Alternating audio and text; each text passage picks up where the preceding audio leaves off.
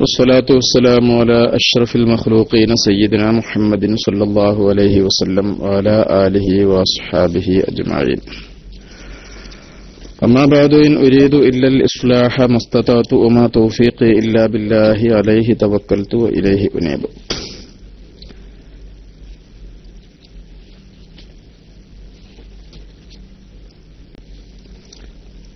رب اشرح لي صدري ويسر لي أمري واحلل عقدة من لساني يفقهوا قولي.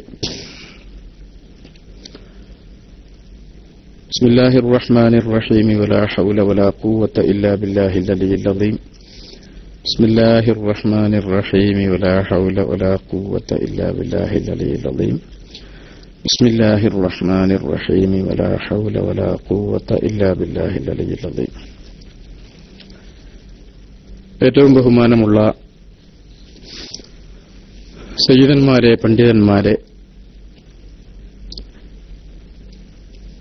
എന്നെ ശ്രവിക്കുന്ന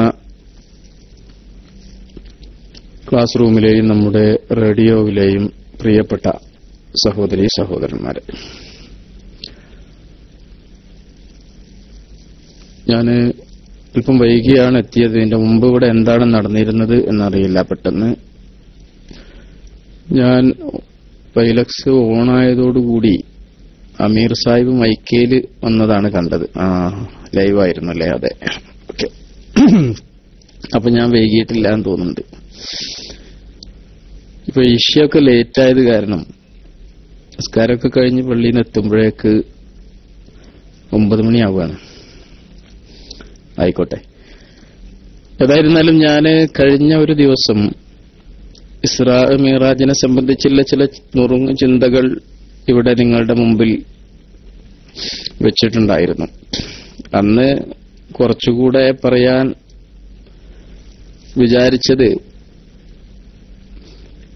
അന്ന് പറയാൻ സാധിച്ചില്ല. അത് പിന്നൊരിക്കൽ പറയാന്ന് ഞാൻ അന്ന് പറഞ്ഞതിന്റെ പേരിൽ ഇസ്രാ മിറാജൊക്കെ കഴിഞ്ഞെങ്കിലും അത് പറയാണ്. പിന്നെ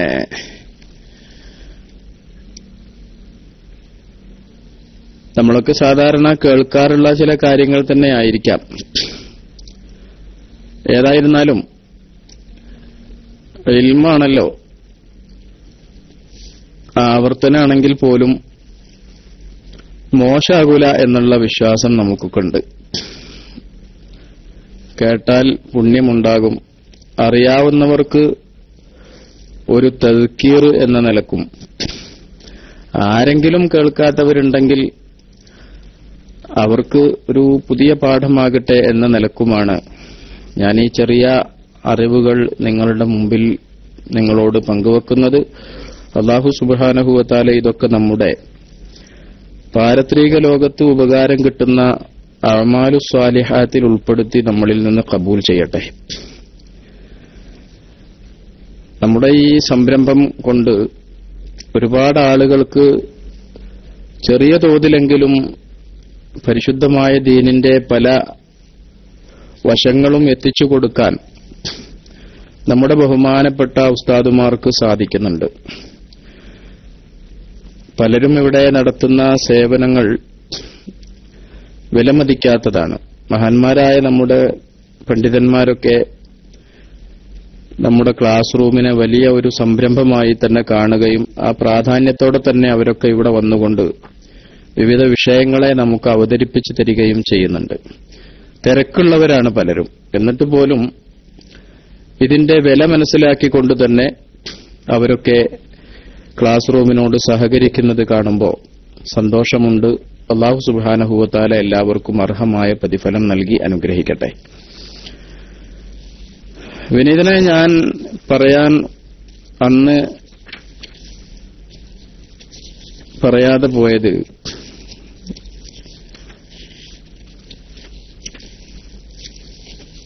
അല്ലെങ്കിൽ പറയാൻ ബാക്കിയുണ്ടായിരുന്നത് എന്ന് പറയുന്നത്, റസൂലുള്ളാഹി സ്വല്ലല്ലാഹു അലൈഹി വസല്ലം തങ്ങളുടെ ജീവിതത്തിലെ വളരെ പ്രധാനപ്പെട്ട ഒരു സംഭവമായിരുന്നു ഇസ്രാ മിഅ്റാജ് എന്ന് നമ്മൾ മനസ്സിലാക്കി. ആ യാത്രയുടെ ഉദ്ദേശ്യവും നബി സല്ലല്ലാഹു അലൈഹി വസല്ലം തങ്ങൾ കണ്ടതും അനുഭവിച്ചതുമായ പല കാര്യങ്ങളും അന്ന് ഇവിടെ പറഞ്ഞിട്ടുണ്ടായിരുന്നു. പിറ്റേ ദിവസം ബഹുമാനപ്പെട്ട അബ്ദുൽ മജീദ് ദാരിമിയും വളരെ വിലപ്പെട്ട ചില അറിവുകൾ നിങ്ങളുടെ മുമ്പിൽ അത് സംബന്ധമായി പങ്കുവെക്കുകയുണ്ടായി എന്നറിയാൻ സാധിച്ചു.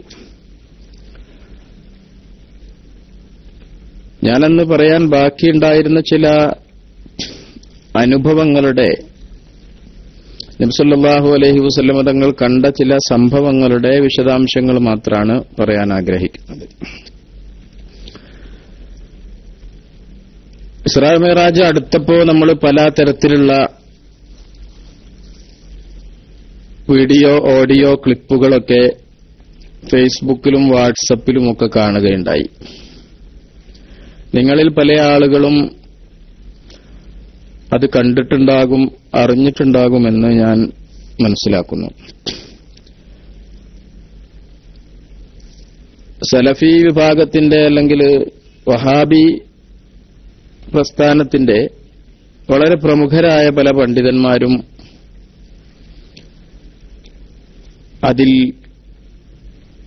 സംസാരിക്കുന്നതായി കേൾക്കാൻ സാധിച്ചു.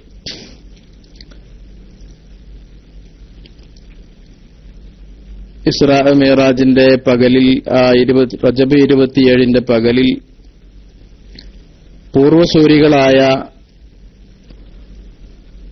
മുസ്ലിം ഉമ്മത്തിനെ നേർവഴിയിലേക്ക് നയിച്ച മഹാരഥന്മാരായ അള്ളാഹുവിന്റെ ആരിഫീങ്ങളടക്കമുള്ള പണ്ഡിതന്മാർ, സത്യവിശ്വാസികൾ, സാലിഹ്യങ്ങളൊക്കെ അനുഷ്ഠിച്ചു പോന്ന റജബ് 27 പകലിലെ നോമ്പ്, അതിനെയൊക്കെ നിശിതമായി വിമർശിക്കുന്ന പല രൂപത്തിലുള്ള ക്ലിപ്പുകളും കാണാൻ സാധിച്ചു. നമുക്ക് സുന്നികളായ നമ്മളെ സംബന്ധിച്ചിടത്തോളം നമ്മളെ അതൊന്നും ബാധിക്കാൻ പാടില്ല. കാരണം വഹാബി പ്രസ്ഥാനത്തിന്റെ കഴിഞ്ഞകാല ചരിത്രങ്ങൾ കുറച്ചൊക്കെ അറിയാവുന്നവർ, കൂടുതലൊന്നും പിന്നിലോട്ട് പോകാതെ കഴിഞ്ഞ ഒരു 10-15 വർഷക്കാലത്തെ അവരുടെ നയങ്ങളും തീരുമാനങ്ങളും അഭിപ്രായങ്ങളും ഒക്കെ ഒന്ന് തുലനം ചെയ്യുമ്പോൾ നമുക്ക് മനസ്സിലാക്കാൻ സാധിക്കും, സത്യത്തിൽ അവർക്ക് ഒരു കാര്യത്തിലും ഒരു ഉറച്ച നിലപാട് ഇല്ല. ഇസ്രാ മിഅ്റാജ് എന്ന സംഭവം തന്നെ കേവലം സ്വപ്നമായിരുന്നു എന്നാണ് ആദ്യകാലത്ത് അവർ പറഞ്ഞിരുന്നത് എങ്കിൽ, ഞാനൊക്കെ നാട്ടിൽ ജോലി ചെയ്തിരുന്ന കാലത്ത് തിരൂര് താഴെപ്പാലത്ത് ഇസ്രാ മിഅ്റാജിന്റെ ഒരു അനുസ്മരണ പ്രഭാഷണം നടത്താൻ പോയി. അവിടെയൊക്കെ ഇസ്രാ മിഅ്റാജ് എന്ന സംഭവത്തെ തന്നെ നിശിതമായി വിമർശിച്ചുകൊണ്ടായിരുന്നു ആ കാലത്ത് വഹാബികളുടെ പല പ്രഭാഷകരും പ്രഭാഷണം നടത്തിയിരുന്നത്. അതുകൊണ്ട് തന്നെ നമ്മുടെ കുട്ടികൾ പറഞ്ഞത് അത് സംബന്ധമായി ചില കാര്യങ്ങൾ പറയണമെന്നായിരുന്നു. അപ്പൊ അന്ന് നമ്മൾ ഇസ്രാ മിഅ്റാജ് കേവലം സ്വപ്നമല്ല, അത് നബി സല്ലല്ലാഹു അലൈഹി വസല്ലമ തങ്ങളുടെ ശരീരവും റൂഹും ഒരുമിച്ചുള്ള യാത്ര തന്നെയായിരുന്നു, ഉറക്കത്തിലല്ല ഉണർച്ചയിൽ തന്നെയായിരുന്നു എന്നൊക്കെ സ്ഥിരപ്പെടുത്താനാണ് ശ്രമിച്ചത്. പരിശുദ്ധ ഖുർആനിന്റെ അസ്റാബി അബ്ദിഹി എന്ന പദം ഒക്കെ വിശദമായി പണ്ഡിതന്മാർ പറയുന്നത് നമ്മൾ ആവർത്തിച്ചു പറഞ്ഞു.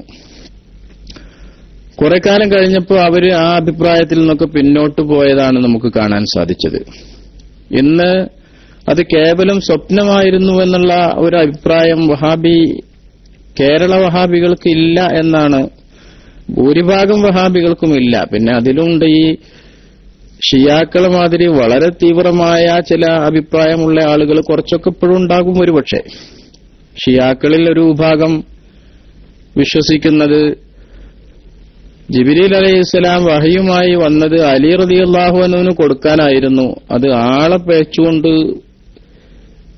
മുഹമ്മദ് നബി സല്ലല്ലാഹു അലൈഹി വസല്ലം തങ്ങൾക്ക് കൊടുത്തതാണ് എന്ന് വരെ വിശ്വസിക്കുന്ന ആളുകളുണ്ട് എന്നാണ് അറിയാൻ സാധിച്ചത്. അപ്പൊ അത്തരത്തിൽ വളരെ കടുത്ത ചില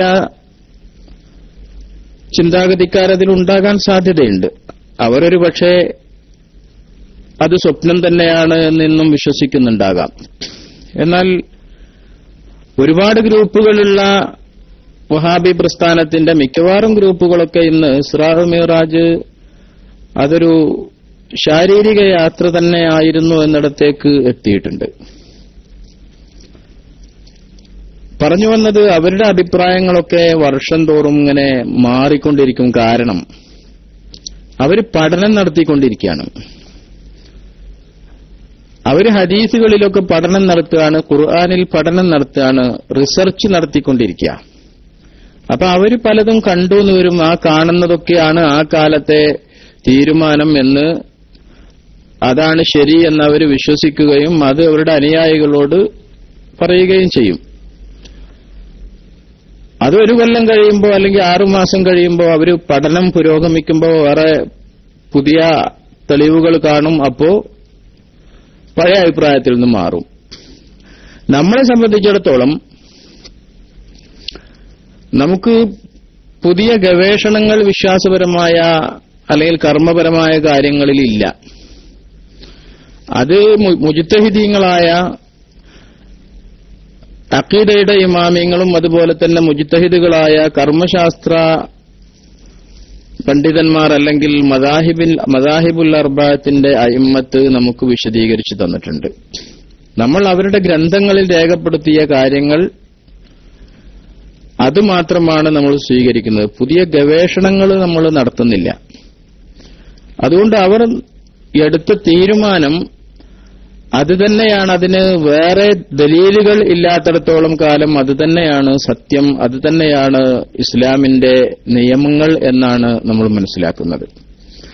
ഇസ്രാഉം മിഅ്റാജും റസൂലുള്ളാഹി സ്വല്ലല്ലാഹു അലൈഹി വസല്ലം തങ്ങളുടെ ഉണർച്ചയിൽ തന്നെ ശരീരത്തോടെ റൂഹോടെ നടത്തിയ ഒരു യാത്രയായിരുന്നു എന്നതാണ് പൂർവ്വകാല മുഫസ്സിരീങ്ങളൊക്കെ പറഞ്ഞു തന്നിട്ടുള്ളത്. നമ്മൾ പണ്ടും അതാണ് പറഞ്ഞത്, ഇപ്പോഴും അതാണ് പറയുന്നത്, ഇനി നമുക്ക് പറയാനുള്ളത് അത് തന്നെയാണ്. അതുപോലെ തന്നെയാണ് നോമ്പിന്റെ കാര്യവും. നമ്മൾ പണ്ടും പറഞ്ഞു അങ്ങനെ ഒരു നോമ്പ് സുന്നത്തുണ്ട്. അതിന് ഉള്ള ഹദീസുകൾ അത്ര പ്രബലമായ ഹദീസുകളൊന്നുമല്ല. ഫളായിലുൽ അഅമാലിൽ ഹദീസുകൾ പ്രബലമായിക്കൊള്ളണമെന്നില്ല. സഹീഹായ ഹദീസ് കൊണ്ട് മാത്രമല്ല അമലുകൾ ചെയ്യാറുള്ളത്, അതിന്റെ ഫളായിലിനെ പറയാറുള്ളത്. അതിന് ചില നിബന്ധനകളൊക്കെ ഒത്ത ദഈഫായ ഹദീസും ഒക്കെ ഫളായിലുൽ അഅമാലിൽ മതിയാകുന്നതാണ് എന്ന് നമ്മൾ പണ്ടും പറയുന്നു, ഇപ്പോഴും പറയുന്നു, ഇനിയും നമുക്ക് പറയാൻ ഉള്ളത് അത് തന്നെയാണ്. സുന്നത്ത് നോമ്പിനെ സംബന്ധിച്ച് നമ്മുടെ ചില കർമ്മശാസ്ത്ര പണ്ഡിതന്മാരും അതിലേറെ മഹാനായ ഇമാം ഗസ്സാലി റഹ്മത്തുള്ളാഹി അലൈഹി തങ്ങളുമൊക്കെ അങ്ങനെ ഒരു നോമ്പിനെ വളരെ പ്രാധാന്യപൂർവ്വം അവതരിപ്പിച്ചിട്ടുണ്ട്.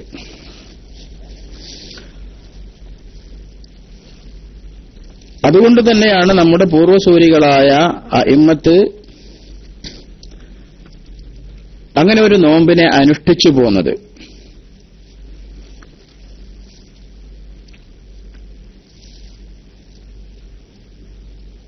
അവരെ പിൻപറ്റി നമ്മളും ആ നോമ്പ് അനുഷ്ഠിച്ചു പോന്നു. ഒരുപക്ഷെ പല ആളുകൾക്കും അതിന്റെ തെളിവൊന്നും നേരത്തെ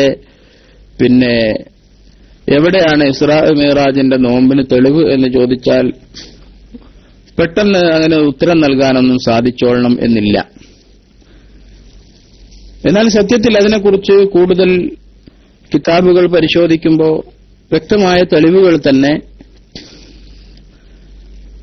നമുക്ക് കാണാൻ സാധിക്കുന്നു. മഹാനായ ഇമാം ഗസ്സാലി റഹ്മത്തുള്ളാഹി അലൈഹി തന്റെ ഇഹ്യാ ഉലൂമുദ്ദീൻ എന്ന കിതാബിൽ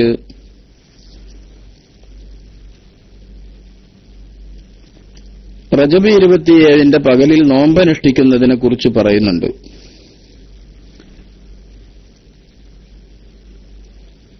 രാത്രിയിലുള്ള ഒരു നിസ്കാരത്തെക്കുറിച്ച് പറഞ്ഞ ശേഷം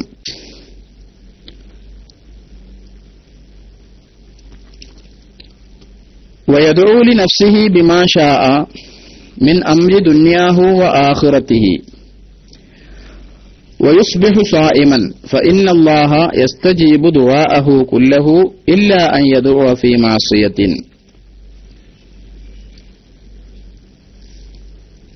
അവന് വേണ്ടി അവൻ ദുആ ചെയ്യണം, അവൻ ഉദ്ദേശിച്ച കാര്യങ്ങൾക്കൊക്കെ വേണ്ടി ദുആ ചെയ്യണം, ഭൗതികവും പാരത്രികവുമായ കാര്യങ്ങൾക്ക് ദുആ ചെയ്യണം. എന്നിട്ട് വയുസ്ബിഹു സ്വായിമൻ, 27 പകലിൽ അവൻ നോമ്പുകാരനായി ആയിരിക്കുകയും വേണം, അഥവാ പകലിൽ നോമ്പനുഷ്ഠിക്കുകയും വേണം. ഫഇന്നല്ലാഹ, അങ്ങനെ രാത്രി ദുആ ചെയ്ത് പകലിൽ നോമ്പനുഷ്ഠിച്ചാൽ നിശ്ചയം അല്ലാഹു സുബ്ഹാനഹു വ തആല യസ്തജീബു ദുആഅഹു, അവന്റെ ദുആഇന് ഉത്തരം നൽകുന്നതാണ്, കുല്ലഹു, അതിന് മുഴുവനും, ഇല്ല അൻ യദുഅ ഫീ മാസിയത്തിൻ, എന്തെങ്കിലും മാസിയത്തിന് ദുആ ചെയ്താൽ ഒഴികെ, തെറ്റായ കാര്യങ്ങൾ സാധ്യമാകാൻ വേണ്ടി ദുആ ചെയ്താൽ ഒഴികെ. അനുവദിക്കപ്പെട്ട എന്തു കാര്യത്തിനു വേണ്ടി ദുആ ചെയ്താലും അല്ലാഹു സുബ്ഹാനഹു വ തആല അതിന് ഉത്തരം നൽകുന്നതാണ് എന്ന് മഹാനായ ഇമാമുന ഗസ്സാലി റഹ്മത്തുള്ളാഹി അലൈഹി തങ്ങൾ പറയുന്നു. സുന്നികളെ സംബന്ധിച്ചിടത്തോളം ഒരു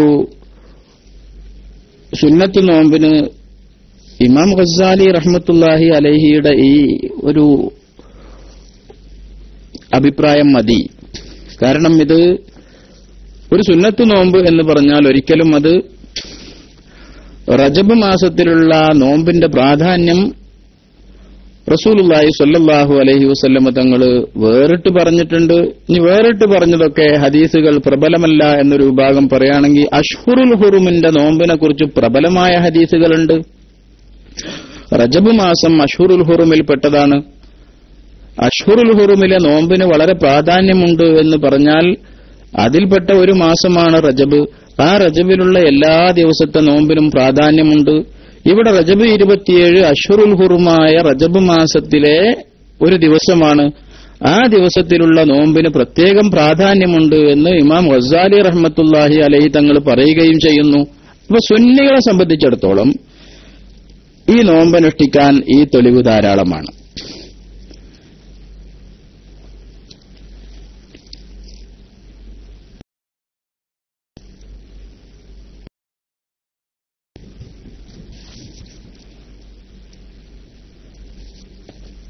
പിന്നെ എതിർക്കുന്ന വഹാബികളും മറ്റും അവർക്ക് നമ്മൾ നേരത്തെ പറഞ്ഞതുപോലെ ഒരു ഖണ്ഡിതമായ തീരുമാനം ഒരു വിഷയത്തിലും കൈക്കൊള്ളാൻ ഇന്നേവരെ സാധിച്ചിട്ടില്ല. നമ്മൾ പ്രബലമായ തെളിവുകളുടെ അടിസ്ഥാനത്തിൽ തന്നെ അനുഷ്ഠിക്കുന്ന പല അനുഷ്ഠാനങ്ങളും അവർക്കൊട്ട് സ്വീകാര്യവുമല്ല. അതുകൊണ്ട് അവരെ തൃപ്തിപ്പെടുത്തലല്ല സുന്നികളായ നമ്മുടെ ലക്ഷ്യം. ഒരു സുന്നത്ത് നോമ്പ് അനുഷ്ഠിക്കാൻ ഒരു വിശ്വാസി എന്ന നിലക്ക് ഇത്രയും തെളിവുകൾ ധാരാളമാണ് എന്നതാണ് അടിസ്ഥാനപരമായി നമ്മൾ ഇത് സംബന്ധിച്ച് മനസ്സിലാക്കേണ്ടത്. അല്ലാഹു സുബ്ഹാനഹു വ തആല സത്യം സത്യമായി മനസ്സിലാക്കി അനുകരിക്കാനും അസത്യത്തെ അസത്യമായി തന്നെ കണ്ടു വർജിക്കാനും നമുക്ക് തൗഫീഖ് നൽകുമാറാകട്ടെ. ഞാൻ കഴിഞ്ഞ ദിവസം പറയാൻ ബാക്കി വച്ച ചില കാര്യങ്ങളിലേക്ക് നിങ്ങളുടെ ശ്രദ്ധ ക്ഷണിക്കുകയാണ്. റസൂലുള്ളാഹി സ്വല്ലല്ലാഹു അലൈഹി വസല്ലമ തങ്ങൾ അന്ന് വ്യഭിചാരികളുടെ ശിക്ഷയെക്കുറിച്ച് നമുക്ക് ആ യാത്രയ്ക്ക് ശേഷം വിശദീകരിച്ചു തരികയുണ്ടായി.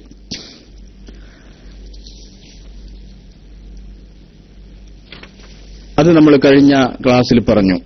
ആ ഹദീസിന്റെ ബാക്കി ഇമാം ഹാക്കിം എന്നവർ അവിടുത്തെ മുസ്തദ്റക്കിൽ റിപ്പോർട്ട് ചെയ്യുന്നു. മഹാനായ അബൂ ഉമാമ അൽ ബാഹിലി റളിയല്ലാഹു അൻഹു എന്നവരെ തൊട്ട് നബി സല്ലല്ലാഹു അലൈഹി വസല്ലമ തങ്ങൾ പറഞ്ഞു,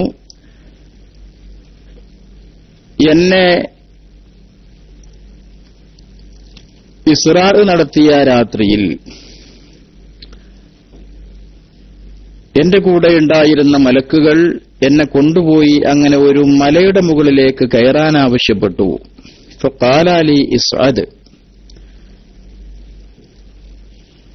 അവരെന്നോട് പറഞ്ഞു, നിങ്ങൾ ഈ മലയുടെ മുകളിലേക്ക് കയറൂ. ഫഖുൽതു, ഞാൻ പറഞ്ഞു, ഇന്നി ലാ അതീഖു, എനിക്ക് സാധിക്കില്ലെന്ന് പറഞ്ഞപ്പോൾ അവർ എന്നോട് പറഞ്ഞു, ഞങ്ങൾ നിങ്ങളെ സഹായിക്കാം, നിങ്ങൾക്കത് എളുപ്പമാക്കി തരാം. അങ്ങനെ ഞാൻ അവരുടെ സഹായത്തോടെ ആ മലയുടെ മുകളിലേക്ക് കയറി. ഇദാ അന ബി അസ്വാത്തിൻ ശദീദ, അപ്പോൾ എനിക്ക് ശക്തമായ എന്തോ ശബ്ദങ്ങൾ കേൾക്കാൻ സാധിച്ചു. ഖുൽതു, ഞാൻ അവരോട് ചോദിച്ചു, മാ ഹാദിഹിൽ അസ്വാത്ത്, എന്താണ് ഈ ശബ്ദം, ആരുടേതാണ് ഈ ശബ്ദം എന്ന് ചോദിച്ചപ്പോ ഖാലു, ആ മലക്കുകൾ എന്നോട് പറഞ്ഞു, ഹാദിഹി ഹുവ അവാഉ അഹ്ലിന്നാർ, ഇത് നരകാവകാശികളായ ആളുകളുടെ ദീനരോധനമാകുന്നു എന്ന് ആ മലക്കുകൾ എന്നോട് പറയുകയുണ്ടായി. അപ്പൊ നരകത്തിൽ അല്ലാഹു സുബ്ഹാനഹു വ തആല ശിക്ഷിക്കാൻ ഉദ്ദേശിക്കുന്ന ആളുകളുടെ, നരകാവകാശികളായ ആളുകളുടെ ശിക്ഷയുടെ ഒരു രൂപം നബി സല്ലല്ലാഹു അലൈഹി വസല്ലം തങ്ങൾക്കന്ന് കാണിക്കപ്പെട്ടതായിരുന്നു.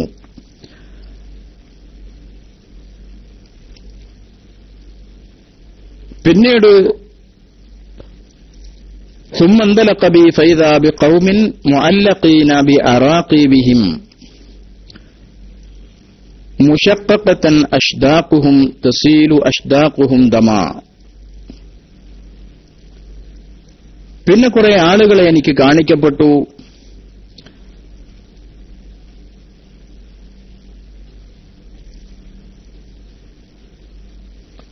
അവരുടെ താടിയിൽ കൊളുത്തിട്ട് അവരെ ബന്ധിക്കപ്പെട്ടിട്ടുണ്ട്. അവരുടെ താടിയിൽ നിന്നും രക്തം ഇങ്ങനെ ഒഴുകിക്കൊണ്ടിരിക്കുകയാണ്. ഞാൻ ആ മലക്കുകളോട് ചോദിച്ചു, മാ ഹഉലാഇ, ഏതാണ് ഈ കൂട്ടർ, എന്താണ് ഇവർക്ക് ഇങ്ങനെ ശിക്ഷ ലഭിക്കാൻ കാരണം? ഖാല, മലക്കുകൾ എന്നോട് പറഞ്ഞത്, ഹഉലാഇ യുഫ്തിറൂന ഖബല തഹില്ലത്തി സൗമിഹിം, ഇവർ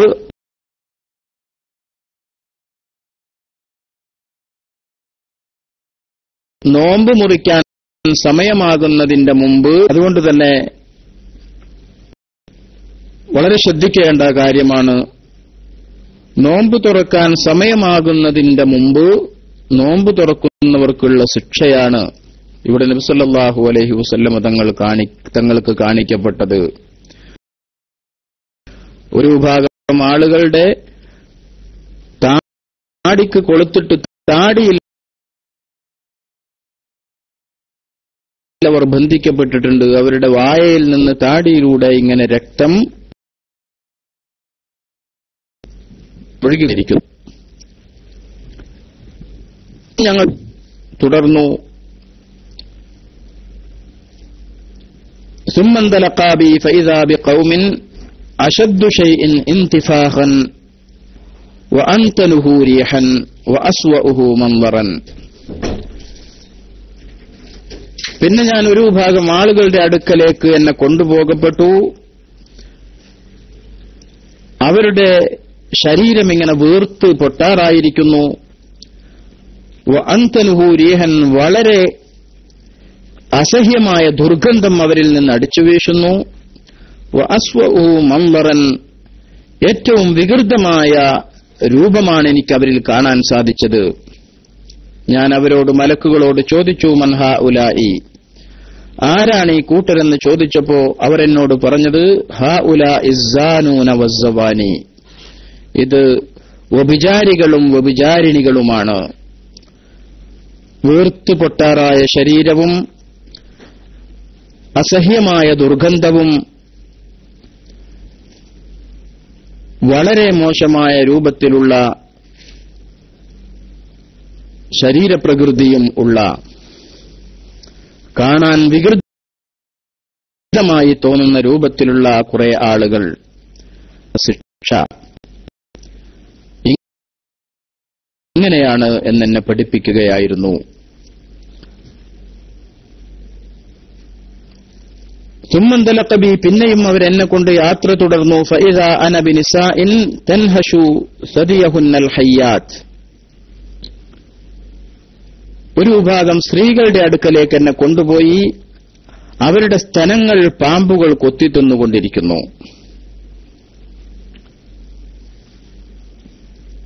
അവരുടെ മുലകൾ പാമ്പുകൾ കൊത്തിത്തിന്നുകയാണ്. ഫഖുൽതു, അവസ്ഥ എന്താണിവർ ഇങ്ങനെ ശിക്ഷിക്കപ്പെടാൻ കാരണം? ഫഖാല, മലക്കുകൾ എന്നോട് പറഞ്ഞു, ഹഉലാഇ ലവാതി യംനഉന ഔലാദഹുന്ന അൽബാനഹുന്ന,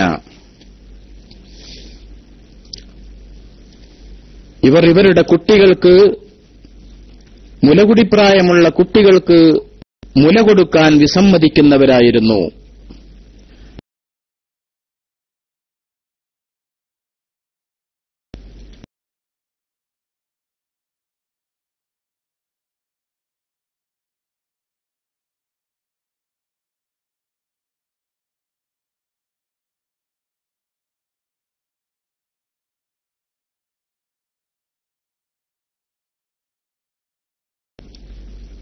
വളരെ സല്ലല്ലാഹു അലൈഹി വസല്ലമ തങ്ങൾ അത് ഉമ്മത്തിന് വിശദീകരിച്ചു തരികയുമുണ്ടായി.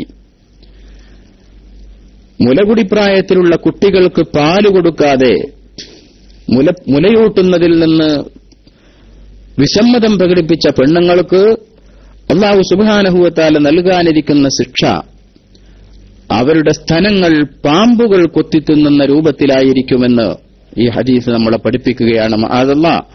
അല്ലാഹു നമ്മുടെ സഹോദരിമാരെ കാത്തുരക്ഷിക്കട്ടെ.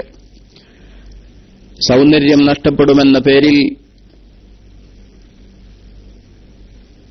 തന്റെ കുഞ്ഞിനെ മുലയൂട്ടാൻ മടിക്കുന്ന പെൺകുട്ടികൾ, അതോടൊപ്പം തന്നെ ജോലിയുടെയും മറ്റും പേരിലും കുട്ടികൾക്ക് മുലയൂട്ടാതെ അതിൽ നിന്ന് കുട്ടികളുടെ അവകാശം തടയുന്ന നമ്മുടെ സഹോദരിമാർ,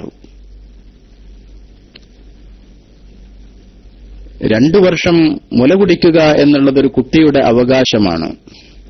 ആ അവകാശത്തിൽ നിന്ന് ആ കുട്ടികളെ തടയുന്ന ഉമ്മമാർ എന്തിന്റെ പേരിലായാലും അവരുടെ ശിക്ഷ ഇങ്ങനെയൊക്കെയാണ് എന്ന് ഹബീബായ റസൂലുള്ളാഹി സ്വല്ലല്ലാഹു അലൈഹി വസല്ലമ തങ്ങൾ നമുക്ക് പഠിപ്പിച്ചു തരുന്നു.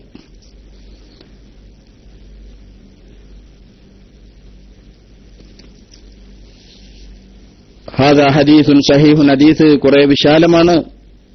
ഞാൻ വളരെ പ്രധാനപ്പെട്ട ചില കാര്യങ്ങൾ മാത്രമാണ് അതിൽ നിന്ന് നിങ്ങളോട് പറഞ്ഞത്. ഹാദാ ഹദീസുൻ സഹീഹുൻ അലാ ശർത്തി മുസ്ലിം. ഇമാം മുസ്ലിം റഹ്മത്തുള്ളാഹി അലൈഹിയുടെ നിബന്ധനയനുസരിച്ച് ഉള്ള സഹിയായ ഹദീസാണിത്. ഹദീസ് റിപ്പോർട്ട് ചെയ്തത് ഇമാം ഹാക്കിം തന്റെ മുസ്തദ്റക്കിലാണ് റഹ്മത്തുള്ളാഹി തആല അലൈഹിം അജ്മഈൻ. ഇമാം ബുഖാരിയുടെ മറ്റൊരു റിപ്പോർട്ടിലുള്ളത് ഫഅതൈനാ അലാ മിസ്ലി ബിനാഇ തന്നൂരി قال عوف أحسب أنه قال فإذا فيه لغة وأصوات فاطلعنا فإذا فيه رجال ونساء عراة وإذا بنهر لهيب من أسفل منهم فإذا أتاهم ذلك اللهب تلولوا قال قلت ما هؤلاء قال لي الزنات والزواني. ഇമാം ബുഖാരി റഹ്മത്തുള്ളാഹി അലൈഹിയുടെ റിപ്പോർട്ടിലുള്ളത്, അങ്ങനെ ഞങ്ങൾ ഒരു അടുപ്പിന്റെ ആകൃതിയിലുള്ള ഒരു വലിയ കുഴിയുടെ അടുക്കലേക്ക് പോയി. ആ കുഴിയിൽ നിന്നും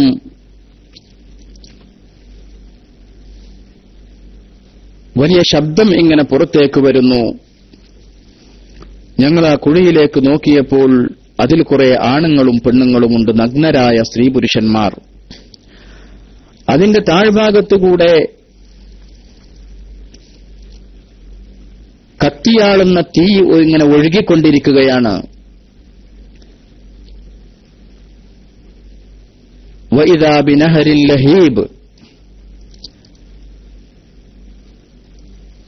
അഗ്നിപർവ്വതവും മറ്റും പൊട്ടിയൊഴുകുന്നത് നമ്മൾ ക്ലിപ്പിലൂടെ കണ്ടിട്ടുണ്ട്.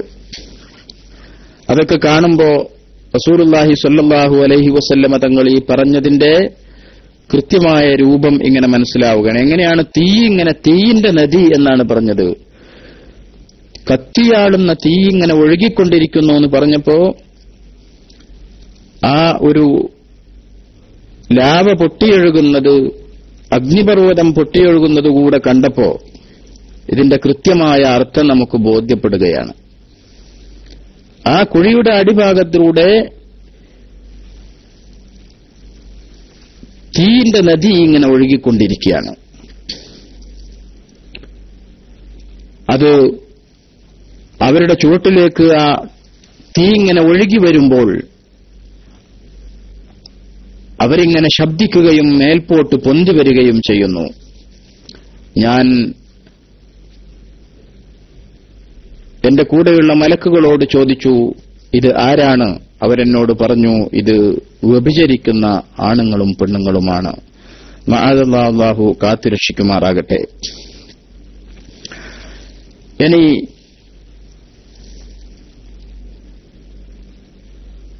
മഹാനായ അനസ് റളിയല്ലാഹു അൻഹുവിൽ നിന്നും ഇബ്നു ഹിബ്ബാൻ റിപ്പോർട്ട് ചെയ്യുന്ന ഒരു റിപ്പോർട്ടിൽ നബി സല്ലല്ലാഹു അലൈഹി വസല്ലമ തങ്ങൾ പറഞ്ഞു, എന്നെ ഇസ്രാ നടത്തിയ രാത്രിയിൽ എനിക്കൊരു ഭാഗം ആളുകളെ കാണിക്കപ്പെട്ടു. തുഖ്രിദു അൽസിനതഹും ബിമഖാരിള മിൻ നാർ ഔ ഖാല മിൻ ഹദീദ്.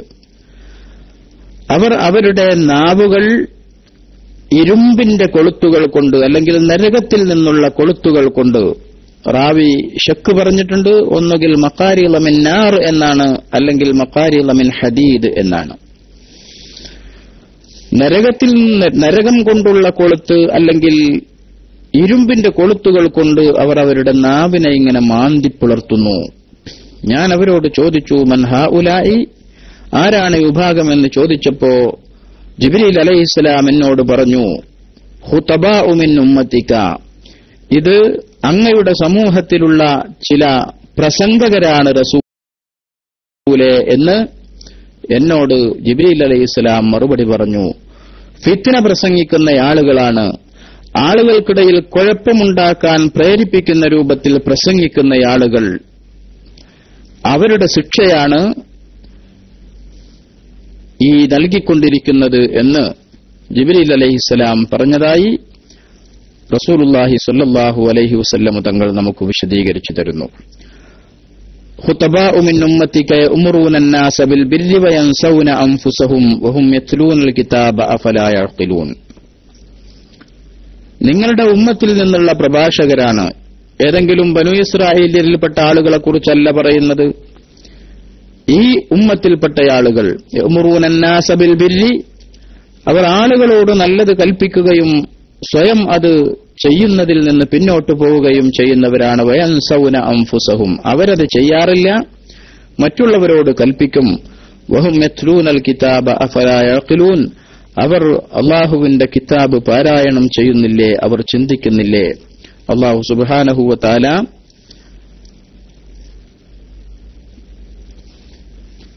പരിശുദ്ധ ഖുർആനിൽ പറഞ്ഞ, അല്ലാഹു സുബ്ഹാനഹു വ തആല ഏറ്റവും വെറുക്കുന്ന ഒരു വിഭാഗം മറ്റുള്ളവരോട് നല്ലത് കൽപ്പിക്കുകയും സ്വയം അത് ചെയ്യാതിരിക്കുകയും ചെയ്യുന്നവരാണ് എന്ന് പറഞ്ഞു.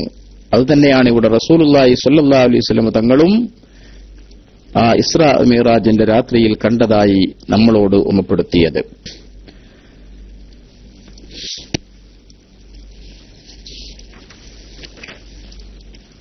ആ യാത്രയിൽ റസൂലുള്ളാഹി സ്വല്ലല്ലാഹു അലൈഹി വസല്ലം തങ്ങൾ ദജ്ജാലിനെയും അതുപോലെ നരകത്തെയും ഒക്കെ കണ്ടു എന്നും ഇമാം ബുഖാരി റളിയല്ലാഹു അൻഹുവിന്റെ റിപ്പോർട്ടിൽ നമുക്ക് കാണാൻ സാധിക്കും. ഫന്തലഖനാ ഫഅതൈനാ അലാ റജുലിൻ കരീഹിൽ മിർആത്ത് കഅക്റഹി മാ അൻ തറാഹിൻ റജുലൻ ഫഇദാ ഇൻദഹു നാറുൻ യഹ്ഷുഹാ വയസ്ആ ഹൗലഹാ. ആ രാത്രിയിൽ ഞാൻ കണ്ടതിൽ വെച്ച് ഏറ്റവും വികൃതമായ രൂപമുള്ള ഒരു മനുഷ്യനെ എനിക്ക് കാണാൻ സാധിച്ചു, ഒരു വ്യക്തിയെ എനിക്ക് കാണാൻ സാധിച്ചു. അടുക്കൽ വലിയ അഗ്നിഗോളമുണ്ട്, അഗ്നികുണ്ഡമുണ്ട്, അത് അദ്ദേഹത്തെ ഇങ്ങനെ പൊതിയുന്നു. എന്നിട്ടും അദ്ദേഹം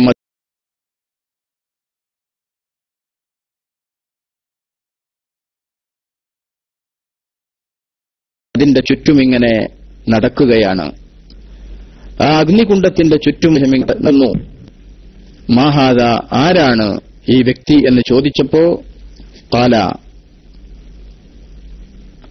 ആ മലക്ക് അല്ലെങ്കിൽ ജിബ്രീൽ അലൈഹിസ്സലാം എന്നോട് പറഞ്ഞു, ഇന്നഹു മാലികുൻ ഖാസിനു ജഹന്നം, അത് നരകത്തെ കാക്കുന്ന മലക്ക്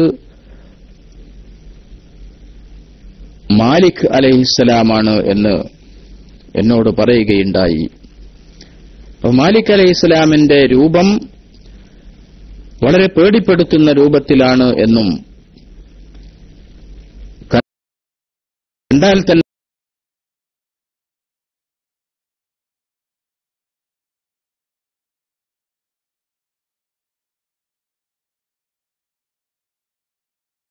ഭീതി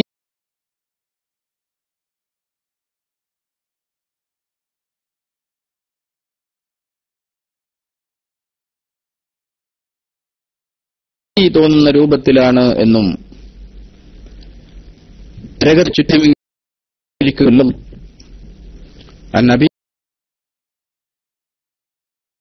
رجاء سمار اللهم على النبي صلى الله عليه وسلم رجل يلقم الحجارة فسألت من هذا فقيل هذا آكل الربا. ഒരു നദിയിൽ മറ്റൊരു റിപ്പോർട്ടിൽ റിവായത്തിൽ കാണാൻ സാധിക്കും രക്തം കൊണ്ടുള്ള ഒരു പുഴ, ഒരു രക്തത്തിന്റെ പുഴ.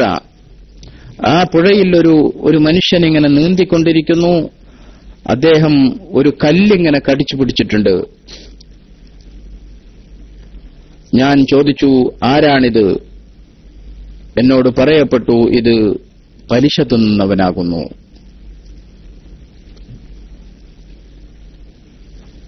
അപ്പൊ പലിശ തിന്നുന്ന ആളുകൾ അല്ലാഹു സുബ്ഹാനഹു വ തആല അവരെ ശിക്ഷിക്കുന്ന ഒരു രൂപം, അവർ കല്ല് തിന്നുകൊണ്ടിരിക്കുകയാണ്, അല്ലെങ്കിൽ കല്ല് കടിച്ചു പിടിച്ചുകൊണ്ട് ഒരു പുഴയിൽ, ഒരു റിവായത്ത് പ്രകാരം രക്തത്തിന്റെ പുഴയിൽ ഇങ്ങനെ നീന്തിക്കൊണ്ടിരിക്കുകയാണ്. കരക്കെടുക്കാൻ സാധിക്കാത്ത രൂപത്തിൽ അതിൽ അവരിങ്ങനെ നീന്തി വിഷമിക്കുന്നതായിട്ട് നബി സല്ലല്ലാഹു അലൈഹി വസല്ലമ തങ്ങൾ നമുക്ക് വിശദീകരിച്ചു തന്നു. ഇമാം ബുഖാരി തന്നെ റിപ്പോർട്ട് ചെയ്യുന്ന മറ്റൊരു റിവായത്തിൽ അബൂ ഹുറൈറ റളിയല്ലാഹു അൻഹുവിൽ നിന്നും ഉദ്ധരിക്കുന്നു, ലയഅതിയന്ന അലന്നാസി സമാനുൻ ലാ യുബാലിൽ മർഉ ബിമാ അഖദൽ മാല അം മിൻ ഹലാലിൻ അം ഹറാം ഫഇദാക ലാ തുജാബു ലഹും ദഅവ. ജനങ്ങൾക്കൊരു കാലം വരാനുണ്ട്, അന്ന് മനുഷ്യൻ പ്രശ്നമാക്കില്ല അവൻ ധനം സമ്പാദിക്കുന്നത് ഹറാമിൽ നിന്നാണോ ഹലാലിൽ നിന്നാണോ എന്നവൻ പ്രശ്നമാക്കില്ല. ഫഇദാക അക്കാലത്ത് ലാ തുജാബു ലഹും ദഅവ, അവരുടെ പ്രാർത്ഥനക്കൊന്നും ഉത്തരം കിട്ടില്ല എന്ന് റസൂലുള്ളാഹി സ്വല്ലല്ലാഹു അലൈഹി വസല്ലമ തങ്ങൾ പറഞ്ഞു. സമ്പാദിക്കുന്ന സമ്പാദ്യം ഹലാലാണോ, കഴിക്കുന്ന ഭക്ഷണം ഹലാലാണോ ഹറാമാണോ എന്നൊന്നും ശ്രദ്ധിക്കാത്ത ഒരു കാലം വരാനുണ്ട്. ആ കാലം നമ്മളൊക്കെ ജീവിക്കുന്ന കാലം തന്നെയാണ് എന്ന് നമ്മുടെ നാലുപാടുമുള്ള ജീവിത ശൈലി കാണുമ്പോൾ നമുക്ക് മനസ്സിലാക്കാൻ സാധിക്കുന്നു. പ്രത്യേകിച്ച് എന്നെ ശ്രവിക്കുന്ന അധികം സഹോദരന്മാരും ഗൾഫ് നാടുകളിലാണ് ഉള്ളത് എന്ന് മനസ്സിലാക്കുന്നു.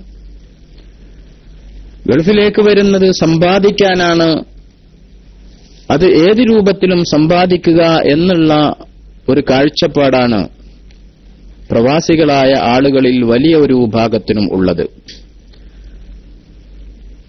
എങ്ങനെയെങ്കിലും കുറെ കാശുണ്ടാക്കി നാട്ടിലേക്ക് തിരിച്ചു പോവുക, എന്നിട്ട് അവിടെ ചെന്ന് ആർഭാടപൂർവ്വം കഴിയുക എന്നുള്ള ഒരു ചിന്ത. ഖേദകരമെന്ന് പറയട്ടെ, പല പ്രദേശങ്ങളിലും കള്ള് ഉണ്ടാക്കി വിൽക്കുന്നത്, ചാരായം വാറ്റി വിൽക്കുന്നത് നമ്മുടെ സമുദായത്തിൽപ്പെട്ട അംഗങ്ങളാണ്, മുസ്ലിം സഹോദരന്മാരാണ് എന്ന ഖേദകരമായ വസ്തുത ഞാൻ നിങ്ങളുമായി പങ്കുവെക്കുകയാണ്. എങ്ങനെയെങ്കിലും കാശുണ്ടാക്കുക എന്നുള്ളതാണ് നല്ലൊരു വിഭാഗം പ്രവാസികളായ ആളുകളുടെയും ചിന്ത. എന്നാൽ വളരെ സൂക്ഷ്മതയോടുകൂടെ കച്ചവടം നടത്തുകയും മറ്റും ചെയ്യുന്ന ധാരാളം ആളുകളെ നമുക്ക് കാണാൻ സാധിക്കും. വളരെ സൂക്ഷ്മാലുക്കളായി ജീവിക്കുന്ന ആളുകളുണ്ട് പ്രവാസികളുടെ കൂട്ടത്തിൽ. പക്ഷെ ഒരു നല്ല വിഭാഗം കച്ചവടക്കാർ, ഒരു നല്ല ശതമാനം കച്ചവടക്കാർ ഞാൻ ആദ്യം പറഞ്ഞ രൂപത്തിൽ ഹലാലും ഹറാമും ഒന്നും ചിന്തിക്കാതെ അവർ നിസ്കരിക്കുന്നൊക്കെയുണ്ട്. പക്ഷേ ഇത്തരത്തിലുള്ള ഒരു തരത്തിലും അംഗീകരിക്കാൻ സാധിക്കാത്ത രൂപത്തിൽ സമ്പാദിക്കുന്നതിൽ ഹലാലും ഹറാമും ശ്രദ്ധിക്കാത്ത ഒരു സമൂഹമായി നമ്മുടെ ആളുകൾ അധപ്പതിച്ചുവോ എന്നുള്ള ഒരു ചിന്ത നമുക്കൊക്കെ ഉണ്ടാകേണ്ടതുണ്ട്. അതുകൊണ്ട് തന്നെ നമ്മളൊക്കെ അത്തരത്തിലുള്ള സഹോദരന്മാരെ കാണുമ്പോൾ ഉപദേശിക്കേണ്ട ചുമതല നമുക്കുണ്ട് എന്നുകൂടെ ഞാൻ കൂട്ടത്തിൽ ഓർമ്മപ്പെടുത്തുകയാണ്. അത് വളരെ പ്രധാനപ്പെട്ട ഒരു ദഅവത്തിന്റെ ഭാഗമാണ്. ഏതെങ്കിലും തരത്തിൽ അവരെ അതിൽ നിന്ന് പിന്മാറ്റേണ്ട ഉത്തരവാദിത്തം നമുക്കുണ്ട്. പിന്മാറ്റുക എന്നുള്ളത് അല്ലാഹു തആല ചെയ്യേണ്ട കാര്യമാണ്. പക്ഷെ അതിനു വേണ്ട പണി എടുക്കാൻ നമ്മൾ കൽപ്പിക്കപ്പെട്ടിരിക്കുന്നു. ആളുകളെ ഹിദായത്തിലേക്ക് കൊണ്ടുവരിക എന്നുള്ളത് നമുക്ക് സാധ്യമല്ല. പക്ഷെ ആ ഹിദായത്ത് അവർക്ക് കാണിച്ചു കൊടുക്കൽ നമ്മുടെ ഉത്തരവാദിത്തമാണ്. അതുകൊണ്ട് അത്തരത്തിലുള്ള ആളുകളെ, തെറ്റായ രീതിയിൽ സമ്പാദ്യം നടത്തുന്ന ആളുകളെയൊക്കെ കാണുമ്പോൾ അവരെ നല്ല രീതിയിൽ സ്നേഹബുദ്ധിയാ ഉപദേശിക്കുക. അവരെ ഒറ്റപ്പെടുത്തി അവരെ മാറ്റി നിർത്തുന്നതിനു പകരം അവരെ കൂടെ കൂട്ടുകയും അവരെ ഉപദേശിച്ച് നല്ല സദസ്സുകളിലേക്ക് കൂട്ടിക്കൊണ്ടുവരികയും ചെയ്യുക എന്ന ഉത്തരവാദിത്തം നമുക്കുണ്ട് എന്ന് ഞാൻ എന്നെ ഉപദേശിക്കുകയും നിങ്ങളെ ഓർമ്മപ്പെടുത്തുകയും ചെയ്യാൻ കൂടി ഈ വിലപ്പെട്ട സമയം ഉപയോഗിക്കുകയാണ്. നബി സല്ലല്ലാഹു അലൈഹി വസല്ലം തങ്ങൾ പറഞ്ഞതായി മറ്റൊരു ഹദീസ് ഇമാം അബൂ ദാവൂദ് റിപ്പോർട്ട് ചെയ്യുന്നത് കാണാം. യഅതി അലന്നാസി സമാനുൻ ലാ യബ്ഖാ അഹദുൻ ഇല്ലാ അക്കല റിബ. ആളുകൾക്ക് ഒരു കാലം വരാനുണ്ട്, അന്ന് ഒരാളും ഉണ്ടാകില്ല അവൻ പലിശ തിന്നിട്ടല്ലാതെ. എല്ലാവരും പലിശ തിന്നുമെന്നാണ് പറയുന്നത്. യഅതി അലന്നാസി സമാൻ, ഒരു കാലം വരാനുണ്ട് ആളുകൾക്ക്, ലാ യബ്ഖാ അഹദുൻ, അന്നൊരാളും അവശേഷിക്കില്ല, ഇല്ലാ അക്കല റിബ, അവൻ പലിശ തിന്നിട്ടല്ലാതെ. അല്ലാഹു തആല കാത്തുരക്ഷിക്കട്ടെ.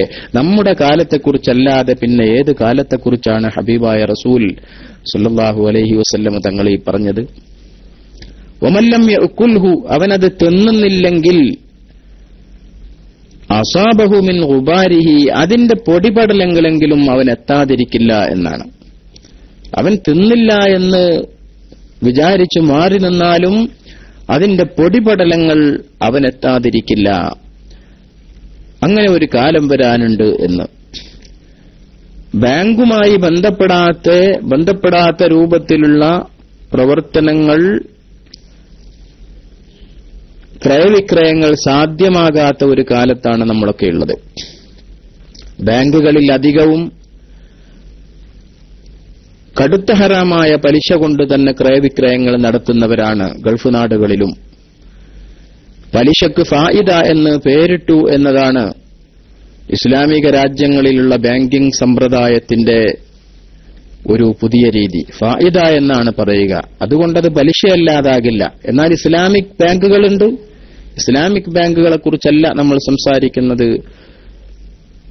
ഇപ്പൊ ഇവിടെ ഇസ്ലാമിക് ബാങ്ക് എന്ന് പറയുന്നത് ആദ്യം ഉണ്ടായിരുന്നത് ഒരൊറ്റ ബാങ്കാണ് ഇസ്ലാമിക് ബാങ്ക്. പിന്നെ ഇപ്പൊ മിക്കവാറും ബാങ്കുകളിലൊക്കെ ഇസ്ലാമിക് സെക്ഷൻ ആരംഭിച്ചിട്ടുണ്ട്. മിക്കവാറും ബാങ്കുകളിലൊക്കെ ഇസ്ലാമിക് ബാങ്കിംഗ് വ്യാപകമായി കൊണ്ടിരിക്കുകയാണ്. പക്ഷേ ആ ബാങ്കുകളിലൊക്കെ കൂടുതൽ പലിശ കിട്ടുന്ന രൂപത്തിൽ, കൂടുതൽ ഫായിദ കിട്ടുന്ന രൂപത്തിലുള്ളത് പഴയ രീതി തന്നെയാണ്, അഥവാ ഹറാമായ രീതി തന്നെയാണ്. അതുകൊണ്ട് അള്ളാഹുവിനെ പേടിയുള്ള കുറച്ചാളുകൾ മാത്രമാണ് ഇപ്പോഴും ഇസ്ലാമിക് ബാങ്കിലേക്ക് അടുത്തുകൊണ്ടിരിക്കുന്നത്. അതിന്റെ കൂടുതൽ സാധ്യതകൾ ഇന്ന് വർദ്ധിച്ചുകൊണ്ടിരിക്കുകയാണ്. എന്നാൽ പോലും റസൂലുള്ളാഹി സ്വല്ലല്ലാഹു അലൈഹി വസല്ലം തങ്ങൾ പറഞ്ഞ ഈ ഹദീസ് നമ്മുടെ കാലത്ത് അത് വളരെയേറെ ഗൗരവത്തോടെ കാണേണ്ടതാണ്. ഞാൻ ഒന്നുകൂടെ ഹദീസ് ആവർത്തിക്കുകയാണ്. യഅതി അലന്നാസി സമാനുൻ ലാ യബ്ഖാ അഹദുൻ ഇല്ലാ അക്കല റിബ. ജനങ്ങൾക്കൊരു കാലം വരാനുണ്ട്, പലിശ തിന്നാത്ത ഒരാളും അന്നുണ്ടാകില്ല. വമല്ലം യഅകുൽഹു, ആരെങ്കിലും ഇനി അത് തിന്നിട്ടില്ലെങ്കിൽ, അസ്വാബഹു മിൻ ഗുബാരി, അതിന്റെ പൊടിപടലങ്ങൾ അവന് എത്തുക തന്നെ ചെയ്യുമെന്ന് ഹബീബായ റസൂലുള്ളാഹി സ്വല്ലല്ലാഹു അലൈഹി വസല്ലം തങ്ങൾ നമുക്ക് പഠിപ്പിച്ചു തരികയാണ്. ഒരു കമ്പനിയിൽ ജോലി ചെയ്യുകയാണെങ്കിൽ ആ കമ്പനി നമുക്ക് സാലറി തരുന്നത് ബാങ്കിലൂടെയാണ്. അത് ഹറാമാണ് എന്ന് നമ്മൾ പറയുന്നില്ല, അങ്ങനെ ബാങ്കുമായി ബന്ധപ്പെടൽ ഹറാമാണെന്ന് പറയുന്നില്ല. പക്ഷേ ആ ഹദീസിന്റെ അവസാനത്തെ വാക്കൊന്ന് നോക്കൂ നിങ്ങൾ, അസാബഹു മിൻ ഉബാരിഹി, നമ്മുടെ കമ്പനി ഹലാലായ മാർഗത്തിൽ, ഇപ്പൊ ഔഖാഫിൽ ജോലി ചെയ്യുന്ന ഒരാളാണെങ്കിൽ പോലും അയാൾക്ക് ബാങ്കിലൂടെയാണ് ശമ്പളം കിട്ടുന്നത്. ബാങ്കിലൂടെ ശമ്പളം കിട്ടി എന്നതുകൊണ്ട് ആ ശമ്പളം ഹറാമൊന്നുമല്ല, അങ്ങനെയൊന്നും നമ്മൾ പറയുന്നില്ല. അത് ഹലാലായ പൈസ തന്നെയാണ്. പക്ഷേ ആ ഔഖാഫ് ഗവൺമെന്റ് ഇട്ട ആ പൈസയൊന്നുമല്ലല്ലോ ബാങ്ക് നമുക്ക് തരുന്നത്. അതുകൊണ്ട് അവരൊരുപാട് കച്ചവടം നടത്തി, പിന്നെ ബാങ്ക് നമുക്ക് തരുന്നത് അവർ ക്രയവിക്രയം നടത്തുന്ന, അവർ വിനിമയം നടത്തുന്ന പലിശയിൽ നിന്ന് പൈസയിൽ നിന്നുള്ള വേറെ കുറെ നോട്ടുകളാണ്, അല്ലെങ്കിൽ പൈസയാണ് നമുക്ക് തന്നുകൊണ്ടിരിക്കുന്നത്. അപ്പൊ നമുക്ക് നമ്മുടെ കമ്പനി ബാങ്ക് മുഖേന തരുമ്പോ ആ പൈസ ഹലാലോ ഹറാമോ ഒക്കെ ആയ പല കാര്യങ്ങൾക്കും ഉപയോഗിച്ചതിന് ശേഷമാണ് നമ്മുടെ കരങ്ങളിലേക്ക് അതിന്റെ വേറെ ഏതോ ഒരു വിഹിതം എത്തിച്ചേരുന്നത്. അപ്പൊ അസാബഹു മിൻ ഉബാരിഹി എന്ന് പറഞ്ഞതിൽ അതും പെടുന്നില്ലേ എന്ന് നമ്മൾ ഗൗരവത്തോടെ മനസ്സിലാക്കേണ്ടതുണ്ട്. അതിന് ആ ശമ്പളം വാങ്ങുന്ന വ്യക്തി ഒരിക്കലും കുറ്റക്കാരനാകില്ല, കാരണം അവനതിൽ നിരപരാധിയാണ്. എന്നാൽ റസൂലുള്ളാഹി സ്വല്ലല്ലാഹു അലൈഹി വസല്ലം തങ്ങൾ പറഞ്ഞ ആ വാക്ക് ഇവിടെ അന്വർത്ഥമാകുന്നില്ലേ എന്ന് നമ്മൾ ആലോചിക്കുക. അസ്വാബഹു മിൻ ഗുബാരിഹി, എങ്ങനെയെങ്കിലും അതിന്റെ പൊടി അവന് തട്ടാതിരിക്കില്ല എന്നാണ്.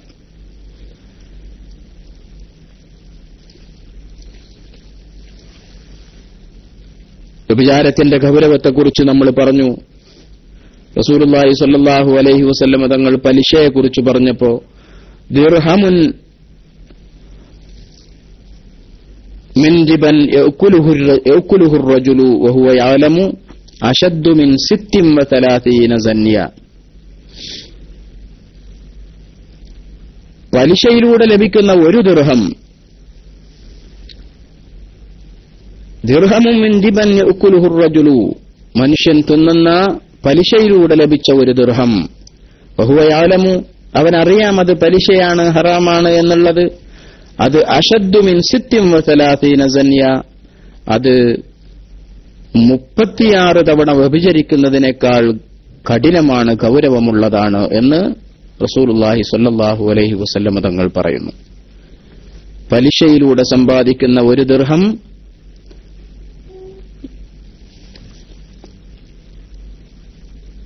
അശദ്ദു മിൻ 36 തവണ വ്യഭിചരിക്കുന്നതിനേക്കാൾ ഗൗരവമാണ്. അല്ലാഹു സുബ്ഹാനഹു വ തആല നമ്മളെ കാത്തുരക്ഷിക്കട്ടെ. الربا 73 ബാബൻ, റിബ പലിശ 73 അധ്യായമാണ്. ഐസറുഹ, അതിൽ നിന്ന് ഏറ്റവും ലഘുവായത് എന്ന് പറയുന്നത് മിസ്ല അൻ യൻകിഹ الرجل ഉമ്മഹു, ഒരാൾ തന്റെ ഉമ്മയെ ലൈംഗിക വീഴ്ച നടത്തുന്നതിന്, മഅദല്ലാഹ്, ഉമ്മയുമായി ലൈംഗിക വീഴ്ച നടത്തുന്നതിന് തുല്യമാണ് പലിശയിൽ നിന്ന് ഏറ്റവും ലഘുവായത് എന്ന് റസൂലുള്ളാഹി സ്വല്ലല്ലാഹു അലൈഹി വസല്ലം തങ്ങൾ പറയാണ്.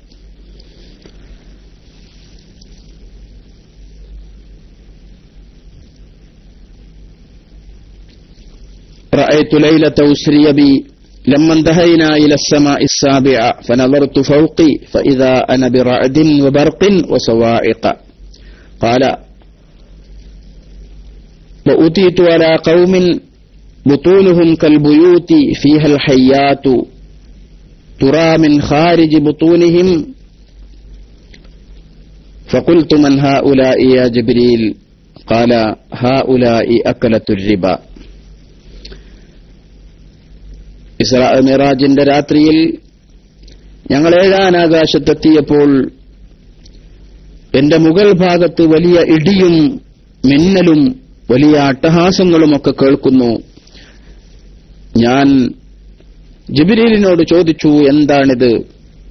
വഉതീതു അലാ ഖൗമിൻ, അവിടെ ഒരു ജനതയുണ്ടായിരുന്നു, അവരുടെ വയറുകൾ കൽബുയൂത്തി, അത് വലിയ റൂമുകളെ പോലെയാണ്, വലിയ വീടുകളെ പോലെയാണ് അവരുടെ വയറ്, അത്രക്കും വലുതാണ്. ഫീഹൽ ഹയ്യാത്തു, ആ വയറുകൾക്കുള്ളിൽ കുറെ പാമ്പുകൾ. തുറാ മിൻ ഖാരിജി ബുത്തൂനിഹിം,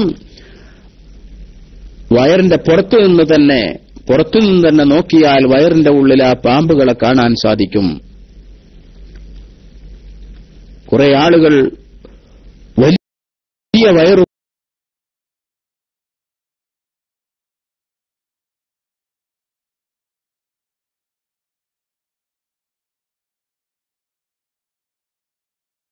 ായിട്ട്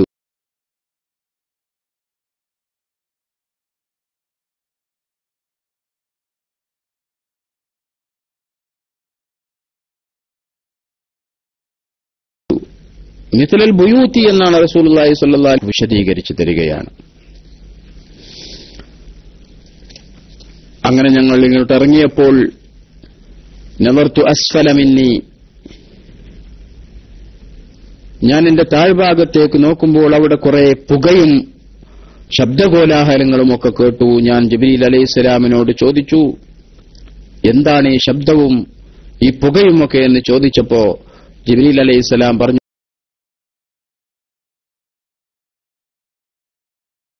ഹാദിഹി ശയാത്വീനു യഹൂമൂന അലാ അയ്യുനി ബനി ആദം, ഇത് ശൈത്താൻ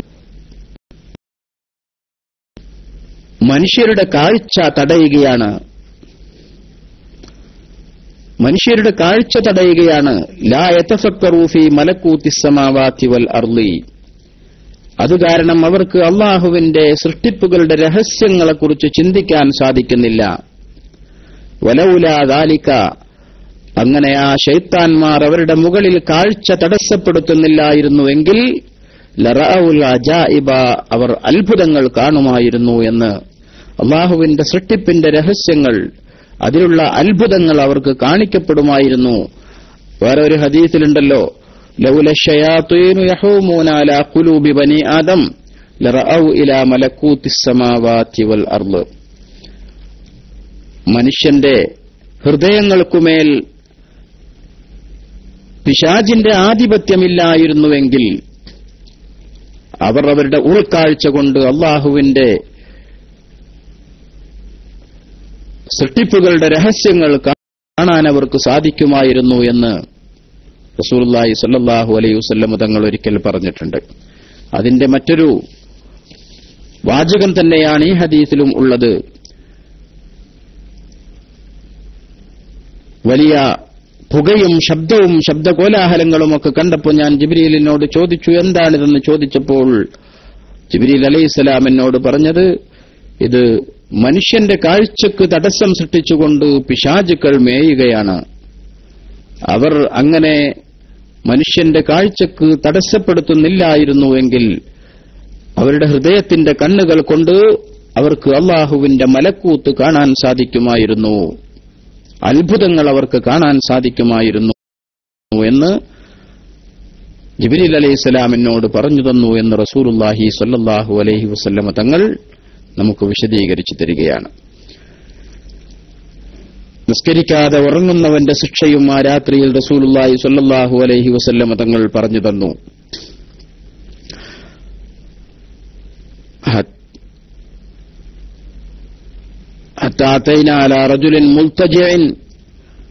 ഒരു മനുഷ്യൻ ഇങ്ങനെ കിടക്കുകയാണ്, വേറെ ഒരാൾ ഖായിമുൻ അലൈഹി ബിസഖറത്തിൻ, ഒരു പാറക്കല്ലുമായി ആ കിടക്കുന്നയാളുടെ അരികിൽ ഇങ്ങനെ നിൽക്കുന്നു. ഫഇദാ ഹുവ യഹ്വി ബിസഖറത്തി റഅസിഹി ഫയസ്ലഉ ബിഹാ റഅസഹു, അങ്ങനെ ആ നിൽക്കുന്ന മനുഷ്യൻ, ആ നിൽക്കുന്ന വ്യക്തി ആ തന്റെ കയ്യിലുള്ള കല്ലുമായി കിടക്കുന്നയാളുടെ തല ഇങ്ങനെ കുത്തിപ്പൊട്ടിക്കുന്നു.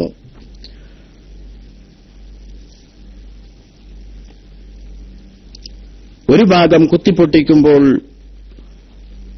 കുത്തിപ്പൊട്ടിച്ചതിന് ശേഷം അദ്ദേഹത്തെ തിരിച്ചിട്ട് മറ്റേ ഭാഗത്തും പാറക്കല്ലുകൊണ്ട് കുത്തുന്നു. അങ്ങനെ ആ ശിക്ഷ ഇങ്ങനെ ആവർത്തിച്ചുകൊണ്ടിരിക്കുകയാണ്. ഞാൻ ജിബ്രീലിനോട് ചോദിച്ചു, സുബ്ഹാനല്ലാഹ് മാ ഹാദാൻ, ആരാണ് ഈ രണ്ടുപേരെന്ന് ചോദിച്ചപ്പോ, ഹാദർ റജുലു യഖുദുൽ ഖുർആന ഫയർഫുലുഹു, വയനാമു അനിസ്വലാത്തിൽ മക്തൂബ. ഇദ്ദേഹം ഖുർആൻ പഠിച്ചതനുസരിച്ച് പ്രവർത്തിക്കാതിരിക്കുകയും ഫർള് നിസ്കാരത്തെ തൊട്ട് ഉറങ്ങുകയും ചെയ്തിരുന്ന വ്യക്തിയാണ്, നിസ്കരിക്കാതെ കിടന്നുറങ്ങിയിരുന്നവനാണ് എന്ന് ജിബ്രീൽ അലൈഹിസ്സലാം എന്നോട് പറഞ്ഞു. ഒരു മനുഷ്യനിങ്ങനെ നിൽക്കുന്ന ഒരു കല്ലുമായി അവിടെ കിടക്കുന്ന ഒരു മനുഷ്യന്റെ തല ആ കല്ലുകൊണ്ട് ഇങ്ങനെ കുത്തിപ്പൊട്ടിക്കുന്നു. ഒരു ഭാഗം കുത്തിപ്പൊട്ടിച്ചതിനു ശേഷം പിന്നെ അടുത്ത ഭാഗം കുത്തിപ്പൊട്ടിക്കുന്നു. അപ്പോഴേക്ക് ആദ്യം പൊട്ടിച്ച ഭാഗം പഴയ രൂപം പ്രാപിക്കുന്നു. വീണ്ടും ഈ ഭാഗത്തേക്ക് വരുന്നു, തല കുത്തിപ്പൊട്ടിക്കുന്നു. അടുത്ത ഭാഗത്തേക്ക് പോകുമ്പോൾ അത് പഴയ രൂപം പ്രാപിച്ചിട്ടുണ്ട്, അഥവാ ആ പൊട്ടിയ ഭാഗം വീണ്ടും കൂടിയിട്ടുണ്ട്. പിന്നെയും അത് കുത്തിപ്പൊട്ടിക്കുന്നു.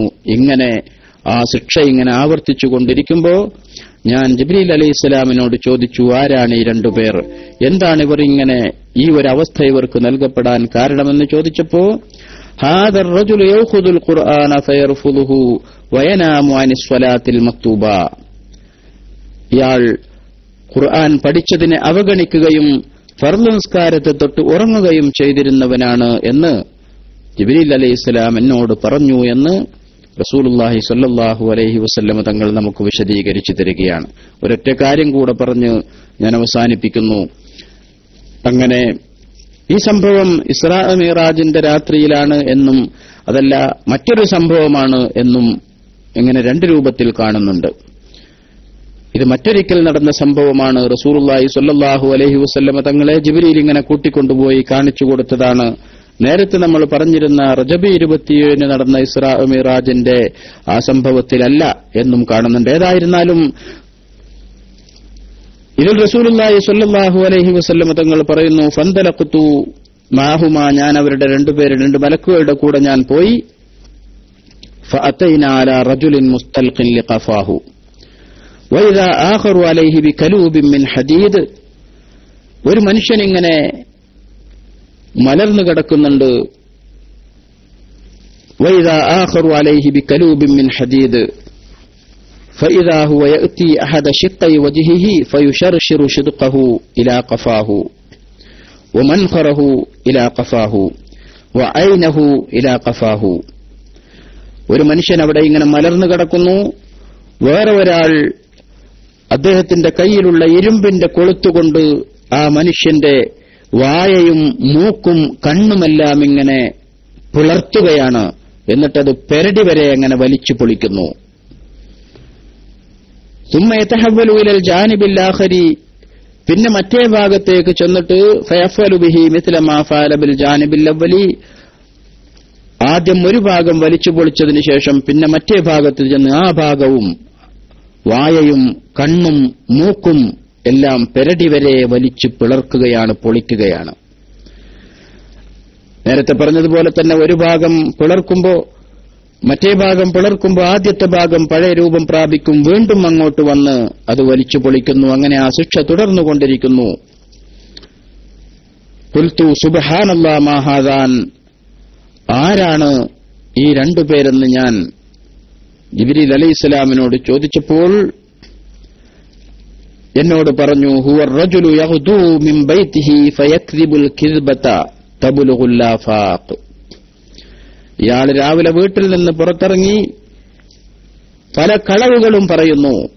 ഇത് നല്ലോണം ശ്രദ്ധിക്കേണ്ട ഒരു കാര്യമാണ്. യഗ്ദു മിൻ ബൈതിഹി ഫയക്ദിബുൽ കിദ്ബ, അദ്ദേഹം ഒരു കളവ് പറയും. തബ്ലുഗുൽ ആഫാഖ്, ആ കളവ് ലോകം മുഴുവനും വ്യാപിക്കുന്നു. ഇത് നമ്മളൊക്കെ പോക്കറ്റിൽ കൊണ്ട് നടക്കുന്ന നമ്മളുടെ മൊബൈലിൽ നിന്നുള്ള സോഷ്യൽ മീഡിയ ഉപയോഗത്തെക്കുറിച്ചാണ് എന്നതിൽ യാതൊരു സംശയവുമില്ല. കാരണം പണ്ടൊക്കെ ഒരാൾ ഒരു കളവ് പറഞ്ഞാൽ അയാൾ ആ കേൾക്കുന്നിടത്ത്, ആ പറയുന്നത് കേൾക്കുന്ന ഭാഗത്തുള്ള ആളുകളല്ലേ അത് കേൾക്കുള്ളൂ. നമ്മൾ പണ്ടൊക്കെ വയല് പറയുമ്പോൾ പറയാറുണ്ടായിരുന്നു, കുളിക്കടവിൽ സംസാരിക്കുന്ന സ്ത്രീകളെക്കുറിച്ച് എന്തെങ്കിലും ഒരു വാർത്ത കിട്ടിയാൽ അവരിങ്ങനെ എല്ലാരോടും പറയുമെന്ന്. അവരൊക്കെ പറഞ്ഞാലും ആ ഒരു വിഭാഗം പെണ്ണുങ്ങളല്ലേ അതറിയുള്ളൂ. അവര് പോയിട്ട് പിന്നീട് അത് പറയുമ്പോഴേക്ക് അത് പിറ്റേ ദിവസമല്ലേ വേറുള്ളിടത്തെത്തുള്ളൂ. പക്ഷേ ഇവിടെ റസൂലുള്ളാഹി സ്വല്ലല്ലാഹു അലൈഹി വസല്ലം പറയാണ്, ഒരു മനുഷ്യനൊരു നുണ പറയാണ് വീട്ടിൽ നിന്നിറങ്ങിയിട്ട്, അവൻ വീട്ടിലേക്ക് തിരിച്ചെത്തുന്നതിന്റെ മുമ്പ് ആ കളവ് ലോകം മുഴുവനും വ്യാപിക്കുന്നു. തബ്ലുഗുൽ ആഫാഖ്, ലോകം മുഴുവനും വ്യാപിക്കുന്നു. അത് സോഷ്യൽ മീഡിയയിൽ നമ്മൾ കിട്ടുന്നതൊക്കെ ഷെയർ ചെയ്യുന്നതിനെ കുറിച്ച്, അല്ലെങ്കിൽ പിന്നെ എന്തിനെ കുറിച്ചാണ്? അതുകൊണ്ട് പ്രിയപ്പെട്ട സഹോദരന്മാരെ, നമ്മുടെ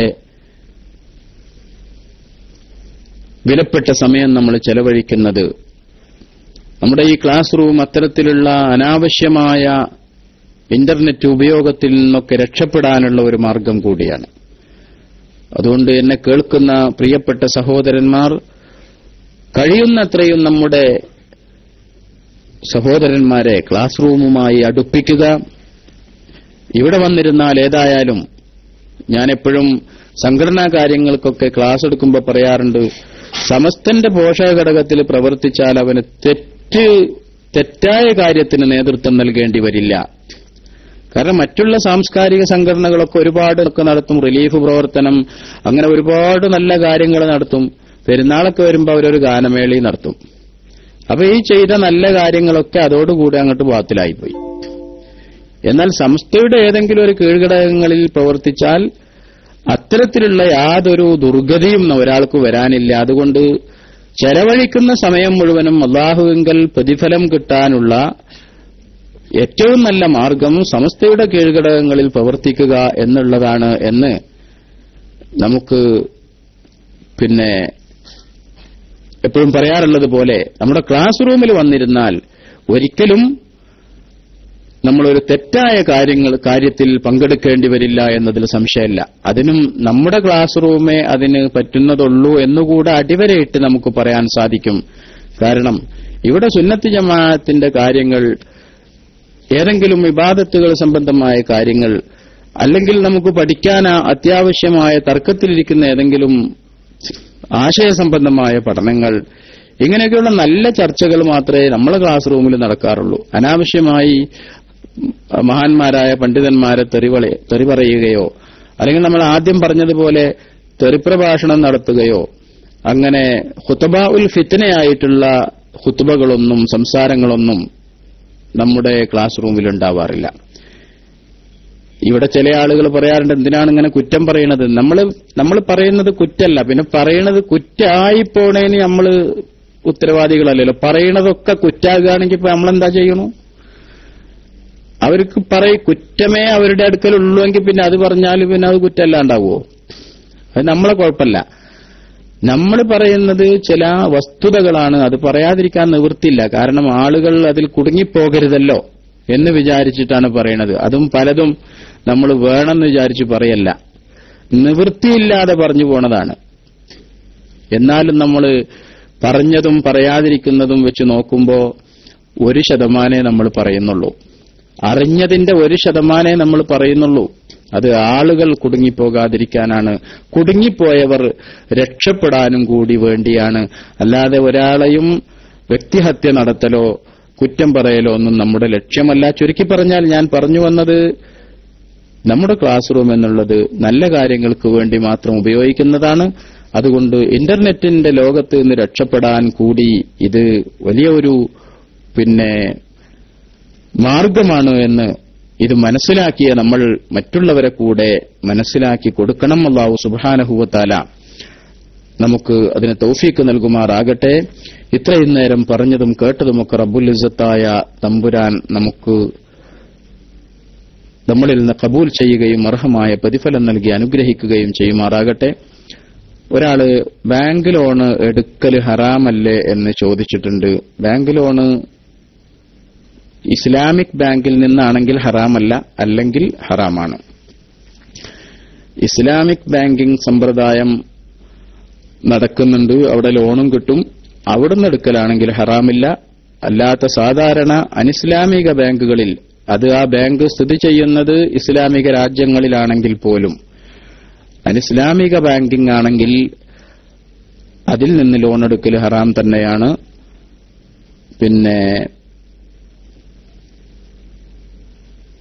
എന്ന് ആ സഹോദരനെ ഓർമ്മപ്പെടുത്തുകയാണ്. അല്ലാഹു സുബ്ഹാനഹു വ തആല നമുക്ക്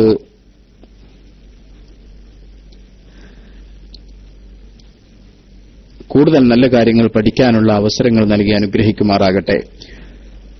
ഞാൻ ഈ പറഞ്ഞതിൽ എന്തെങ്കിലും തെറ്റുകൾ സംഭവിച്ചിട്ടുണ്ടെങ്കിൽ അല്ലാഹു സുബ്ഹാനഹു വ തആല എനിക്ക് പുറത്തു തരുമാറാകട്ടെ. ഇവിടെ ഇതിനുവേണ്ടി സമയം ചെലവഴിച്ച ഒരുപാട് ആളുകൾ അല്ലാഹു സുബ്ഹാനഹു വ തആല അവർക്കൊക്കെ അവരുടെ സമയങ്ങളിൽ ബറക്കത്ത് നൽകി അനുഗ്രഹിക്കുമാറാകട്ടെ. എല്ലാ ഹലാലായ മുറാദുകളും നമുക്കും അവർക്കും അല്ലാഹു സുബ്ഹാനഹു വ തആല ഹാസിലാക്കി തരട്ടെ. ഒരുപാട് ആളുകൾ പല രോഗങ്ങളും മറ്റു വിഷമങ്ങളുമൊക്കെയായി കഷ്ടപ്പെടുന്ന ആളുകൾ ദുആ കൊണ്ട് വസിയത്ത് ചെയ്തിട്ടുണ്ട്. എന്നോടും നിങ്ങളോടുമൊക്കെ അല്ലാഹു സുബ്ഹാനഹു വ തആല അവരുടെയും നമ്മുടെയും എല്ലാ വിഷമങ്ങളും നീക്കി റാഹത്തും സലാമത്തും പ്രദാനം ചെയ്യുമാറാകട്ടെ. എന്താ കുറെ ആൾക്കാരിങ്ങനെ നിർബന്ധ സാഹചര്യത്തിൽ ലോൺ എടുത്താലും അങ്ങനെ ചോദിച്ചാൽ പറ്റില്ല, എന്താണ് സാഹചര്യം എന്നൊക്കെ പറയണം, എന്നാലേ അതിനെക്കുറിച്ച് പറയാൻ പറ്റുള്ളൂ. നിർബന്ധ സാഹചര്യം എന്ന് പറഞ്ഞാൽ അതുകൊണ്ട് പിന്നെ ഒരു മസല അതിന്റെ മേലിൽ പറയാൻ പറ്റില്ല. അതുകൊണ്ട് എന്താണ് സാഹചര്യം എന്നൊക്കെ പറഞ്ഞാലേ അതിനെക്കുറിച്ച്. വീട് പൊളിഞ്ഞു ചാടിയെന്നാണ് സഹോദരൻ പറയുന്നത്. വീട് പൊളിഞ്ഞു ചാടിയാലും പിന്നെ അതിൽ നിന്ന് അതിന് ബാങ്ക് ലോണ് ഹലാലാകും എന്ന് പറയാനൊന്നും നിവൃത്തിയില്ല. കാരണം വീട് പൊളിഞ്ഞു ചാടിയതുകൊണ്ട് ബാങ്ക് ലോൺ അല്ലാതെ വേറെ ഒരു തരത്തിലും ഒരു സഹായവും കിട്ടൂല എന്ന് വരില്ലല്ലോ. സമൂഹത്തിൽ വേറെ ഒരുപാട് പിന്നെ സംരംഭങ്ങളുണ്ട്, സംരംഭകരുണ്ട്. അതുകൊണ്ട് ഇത് മാത്രം ഹസറായി വരുമ്പോഴാണ് അത് ഹലാലാകുമെന്ന് ചിന്തിക്കാൻ തന്നെ പറ്റുള്ളൂ. ഇവിടെ വേറെയും ഒരുപാട് സംരംഭങ്ങളും സഹായിക്കാനും സഹായിക്കപ്പെടാനും ഒക്കെയുള്ള മാർഗങ്ങളും ഉള്ളതുകൊണ്ട് ഇത് ഹലാലാണ് എന്ന് പറയാൻ നിവൃത്തിയില്ല. ഒരു കാര്യമൊക്കെ ഹറാമായൊരു കാര്യം പിന്നെ അങ്ങനെ നിങ്ങൾ പറഞ്ഞാൽ ശരിയാവില്ല. ലോകത്തിൽ എല്ലാ പിന്നെ മാർഗങ്ങളും നിങ്ങൾക്ക് മുമ്പിൽ അടക്കപ്പെട്ടിരുന്നോ? അങ്ങനെ തോന്നണില്ല. ലോകത്തുള്ള ഒരു മാർഗവും വേറെ ഇല്ലാത്ത ഒരവസ്ഥയിൽ അത് വരികയാണെങ്കിൽ അതിനെക്കുറിച്ച് കൂടുതൽ അന്വേഷണങ്ങൾ നടത്തേണ്ടതുണ്ട്. എന്നിട്ടേ ഒരു ഹറാമായ കാര്യത്തെ ഹലാലാകോ, അല്ലാതെ ഹറാമിനെ ഹലാലാക്കാനും ഹലാലിനെ ഹറാമാക്കാനും ഒന്നും നമുക്ക് അധികാരമില്ല. അതുകൊണ്ട് ഉള്ള മസല എന്ന് പറയുന്നത് ഇങ്ങനെയൊക്കെയാണ്. മറ്റു മാർഗങ്ങൾ മുമ്പിലുണ്ടാകുമ്പോ പിന്നെ ഹറാമാണ് എന്ന വിധി അതിൽ നിന്ന് മാറുന്നില്ല. നമ്മുടെ നാട്ടിൽ അത്തരത്തിലുള്ള ബാങ്ക് ഉണ്ടോ എന്ന്, അത് ബാങ്ക് എന്ന പേരിൽ പ്രവർത്തിക്കുന്നതായിക്കൊള്ളണമെന്നില്ല. ബാങ്ക് എന്ന പേരിൽ പ്രവർത്തിക്കുന്നതായിക്കൊള്ളണമെന്നില്ല. മറ്റു പല പിന്നെ സാമ്പത്തിക ഇടപാടുകൾ നടത്തുന്ന സ്ഥാപനങ്ങളും ഉണ്ട്.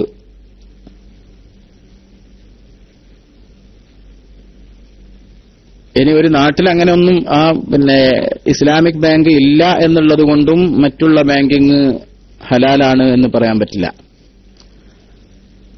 ബാങ്ക് മാത്രമായിക്കൊള്ളണമെന്നില്ലല്ലോ സാമ്പത്തിക സഹായങ്ങൾക്ക്. ബാങ്കിലുള്ള കാശിന് സക്കാത്തുണ്ടോ എന്നാണ് ഒരു സഹോദരൻ ചോദിക്കുന്നത്. സക്കാത്തിന്റെ നിസാബ് എത്തിയിട്ടുണ്ടെങ്കിൽ സക്കാത്ത് കൊടുക്കണം. 593 ഗ്രാം വെള്ളിയുടെ വില നിങ്ങൾ ഒരു കൊല്ലം നിങ്ങളുടെ അക്കൗണ്ടിൽ സൂക്ഷിച്ചാൽ അതിന്റെ 2.5% സക്കാത്തായിട്ട് കൊടുക്കണം. അത് ബാങ്കിലായാലും ശരി എവിടെ ആയാലും ശരി.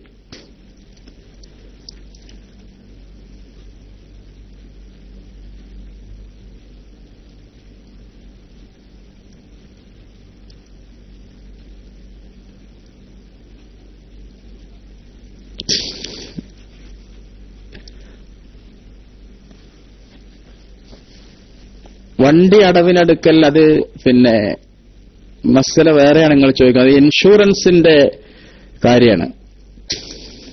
ഇൻഷുറൻസാണ് അവിടെ വരുന്നത്. വണ്ടി അടവിനെടുക്കുക എന്ന് പറയുമ്പോൾ പിന്നെ ലോണാണോ? വണ്ടി ബാങ്കിൽ നിന്ന് ലോൺ എടുക്കുക എന്നാണോ പറയണത്, അതോ വണ്ടിന്റെ അടവാണോ പറയണത്?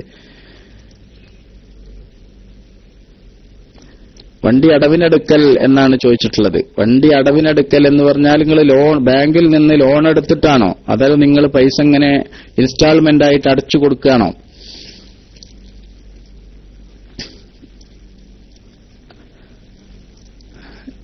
ആ ഇൻസ്റ്റാൾമെന്റ് ആയിട്ട് അടച്ചു കൊടുക്കുമ്പോഴും അവിടെ രണ്ട് രൂപങ്ങളുണ്ട്. ഒന്ന്, നിങ്ങൾ വണ്ടി കച്ചവടം നടത്തിയപ്പോൾ ഇസ്ലാമിക് ബാങ്കിംഗ് സമ്പ്രദായത്തിൽ നിങ്ങൾക്കൊരു വണ്ടി വാങ്ങണമെന്നുണ്ടെങ്കിൽ നിങ്ങൾ ആ ബാങ്കിനെ സമീപിച്ചാൽ ആ വണ്ടി ആദ്യം നിങ്ങൾക്ക് അവരൊന്ന് വിൽക്കും. വണ്ടിയുടെ ഒരു ലാഭം എടുത്തിട്ട് ആ ലാഭം അടക്കമുള്ള പൈസ നിങ്ങൾക്ക് നിശ്ചയിച്ചു തരും. അത്ര വിലക്ക് നിങ്ങൾക്ക് ഇപ്പൊ 2000 ഒരു 25,000 റിയാലാണ്, സൗദി റിയാലാണ്, അല്ലെങ്കിൽ ഒരു 2500 UAE ദിർഹമാണ് ഒരു വണ്ടിയുടെ വില എങ്കിൽ അതിനൊരു ലാഭവും കൂടെ കണക്കാക്കി 2650 ദിർഹം ആണ് ഇതിന്റെ വില. ഈ 2650 ദിർഹത്തിന് ഞാൻ നിങ്ങൾക്കിത് വിൽക്കുകയാണ് എന്ന് പറഞ്ഞ് നിങ്ങളത് കച്ചവടം നടത്തുകയാണെങ്കിൽ അതിന് കുഴപ്പമില്ല, അതിന് വിരോധമില്ല. അത് അഹല്ലല്ലാഹുൽ ബൈഅ എന്ന് പറഞ്ഞപ്പെട്ടതാണ്. അങ്ങനെ അതിന് 150 ദിർഹം അതിന് ഏറെ കൊടുക്കുക എന്ന് വരുന്നുണ്ട്. പക്ഷെ അത് കച്ചവടം എന്നുള്ള നിലക്കാണ്, അതിന് കുഴപ്പമില്ല. ആ രൂപത്തിലാണ് നിങ്ങളുടെ ചോദ്യം എന്ന് മനസ്സിലായി. ആ രൂപത്തിലെടുക്കുന്നത് കൊണ്ട് വിരോധമില്ല എന്നാണ് നമ്മൾ മനസ്സിലാക്കുന്നത്. വേറെ എന്തൊക്കെയാണ് ചോദ്യം?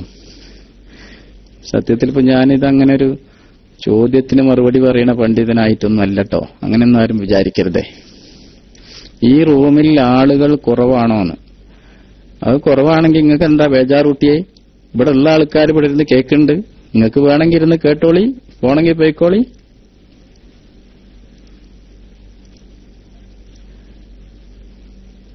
എപിയെ പറ്റി കുറ്റം പറഞ്ഞാൽ ഗീബത്താകുമോന്ന്?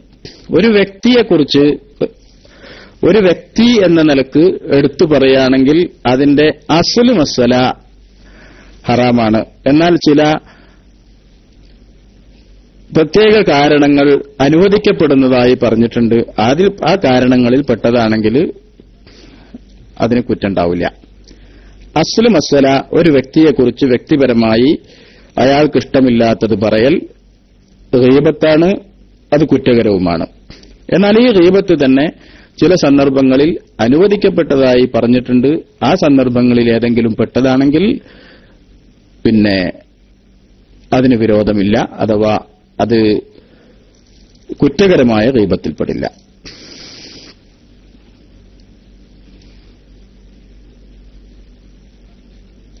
ബാങ്ക് പലിശപ്പണം എന്ത് ചെയ്യണം എന്നാണ്. ആധുനിക പണ്ഡിതന്മാരൊക്കെ അതിനെക്കുറിച്ച് പല അഭിപ്രായങ്ങളും പറഞ്ഞിട്ടുണ്ട്.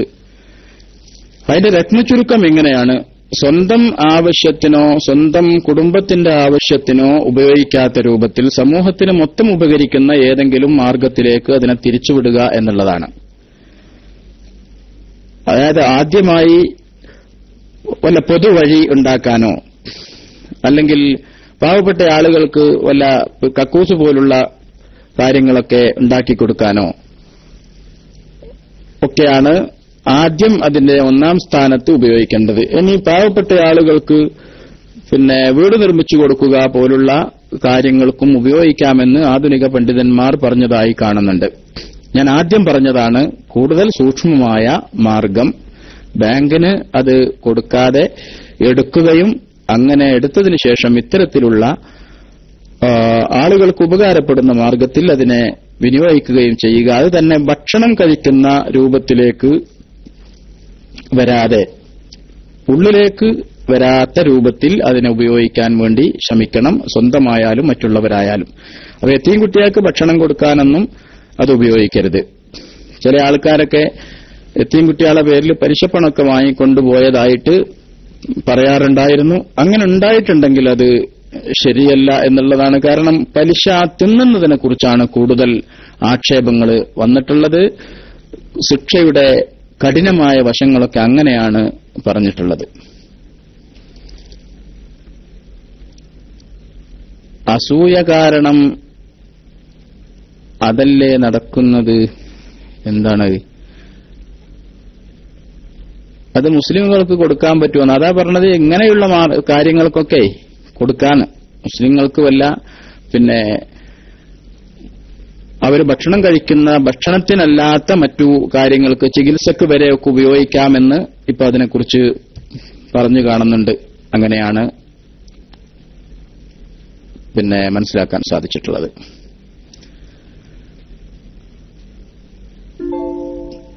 മുസ്ലിങ്ങൾക്കും ആ രീതിയിലുള്ള കാര്യങ്ങൾക്കൊക്കെ കൊടുക്കാവുന്നതാണ്.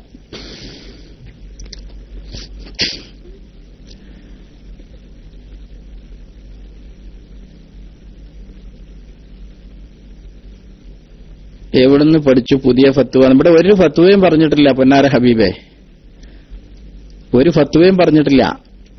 ഇവിടെ ചില ചോദ്യങ്ങൾക്ക് എന്റെ അറിവിന്റെ പരിധിയിൽ നിന്നുകൊണ്ടുള്ള ചില മറുപടികൾ മാത്രമാണ് പറഞ്ഞിട്ടുള്ളത്. ഇവിടെ ഫത്വയൊന്നും ഉണ്ടായിട്ടില്ല. ഇതൊന്നും ഫത്വയല്ല. ഫത്വ എന്ന് പറഞ്ഞാൽ നിങ്ങൾ എന്താ മനസ്സിലാക്കിയിട്ടുള്ളത്? ഞാനാ പറഞ്ഞത്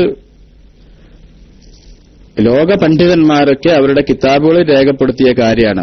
ഒരാളെ കുറിച്ച് വ്യക്തിപരമായി അയാൾക്കിഷ്ടമില്ലാത്ത കാര്യം പറയൽ, ദിക്റുക അഖാക മാ യക്റഹു, അത് ഗീബത്താണ്, അത് കുറ്റകരമാണ് എന്നതിൽ സംശയമില്ല. എന്നാൽ ഈ പണ്ഡിതന്മാർ തന്നെ ഗീബത്ത് അനുവദിക്കപ്പെടുന്ന ചില രംഗങ്ങൾ പറഞ്ഞിട്ടുണ്ട്. ഞാൻ പറഞ്ഞല്ലോ, ആ ഇതിലേതിലെങ്കിലും ഉൾപ്പെടുന്നതാണെങ്കിൽ അത് കുറ്റകരമല്ല എന്ന് ഞാൻ പറഞ്ഞതല്ല, കർമ്മശാസ്ത്ര പണ്ഡിതന്മാരൊക്കെ അവരുടെ ഗ്രന്ഥങ്ങളിലൊക്കെ രേഖപ്പെടുത്തിയിട്ടുണ്ട്. നാട്ടുകാര്, ഞാൻ അവസാനിപ്പിക്കുകയാണ്, സമയം വളരെ അതിക്രമിച്ചിട്ടുണ്ട്. നാട്ടുകാർ സഹായിച്ചുകൊണ്ട് നടത്തുന്ന പെൺകുട്ടികളുടെ കല്യാണത്തിന് കൊടുത്തുകൂടെ?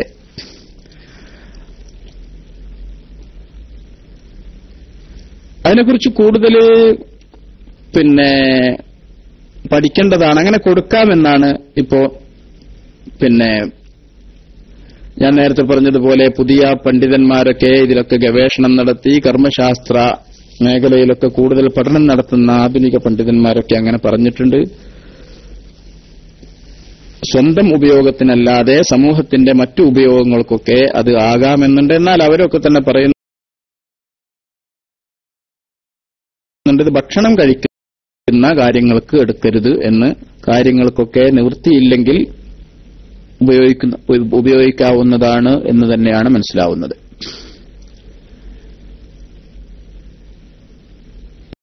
പള്ളിക്ക് പിരിച്ചതുകൊണ്ട് പശുവിനെ വാങ്ങാനോ? അത് വകമാറ്റി ചെലവഴിക്കലാണല്ലോ, അങ്ങനെ പാടില്ല. പള്ളിക്കായതുകൊണ്ട് തീരെ പാടില്ല.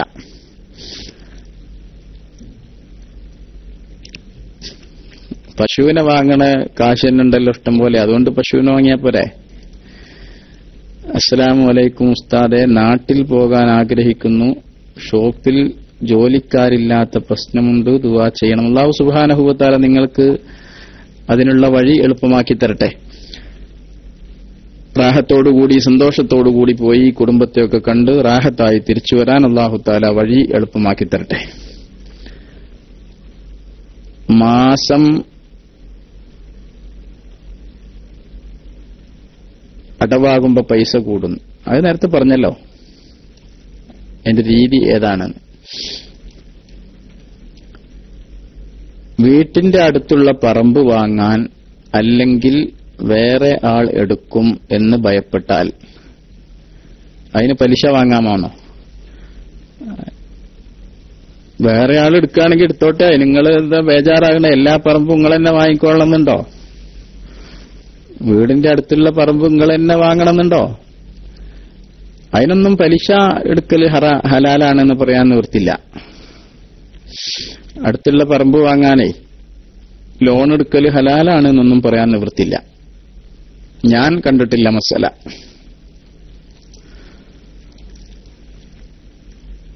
എന്റെ ഉപ്പാക്ക് സുഖമില്ല, പ്രാർത്ഥനയിൽ ഉൾപ്പെടുത്തണം. അല്ലാഹു സുബ്ഹാനഹു വ തആല ഉപ്പാക്ക് പരിപൂർണമായ ശിഫ നൽകുമാറാകട്ടെ. ഞാൻ അവസാനിപ്പിക്കുകയാണ്. ربنا آتنا في الدنيا حسنة وفي الآخرة حسنة وقنا عذاب النار. ربنا يسر لنا أمورنا مع الراحة لقلوبنا وأبداننا والسلامة والعافية في ديننا ودنيانا. اللهم بارك لنا في رجب وشعبان وبلغنا رمضان وفقنا فيه للصيام والقيام وتلاوة القرآن وسائر الخيرات على وجه يرضيك عنا يا ذا الجلال والإكرام. اللهم آت نفوسنا تقواها وزكها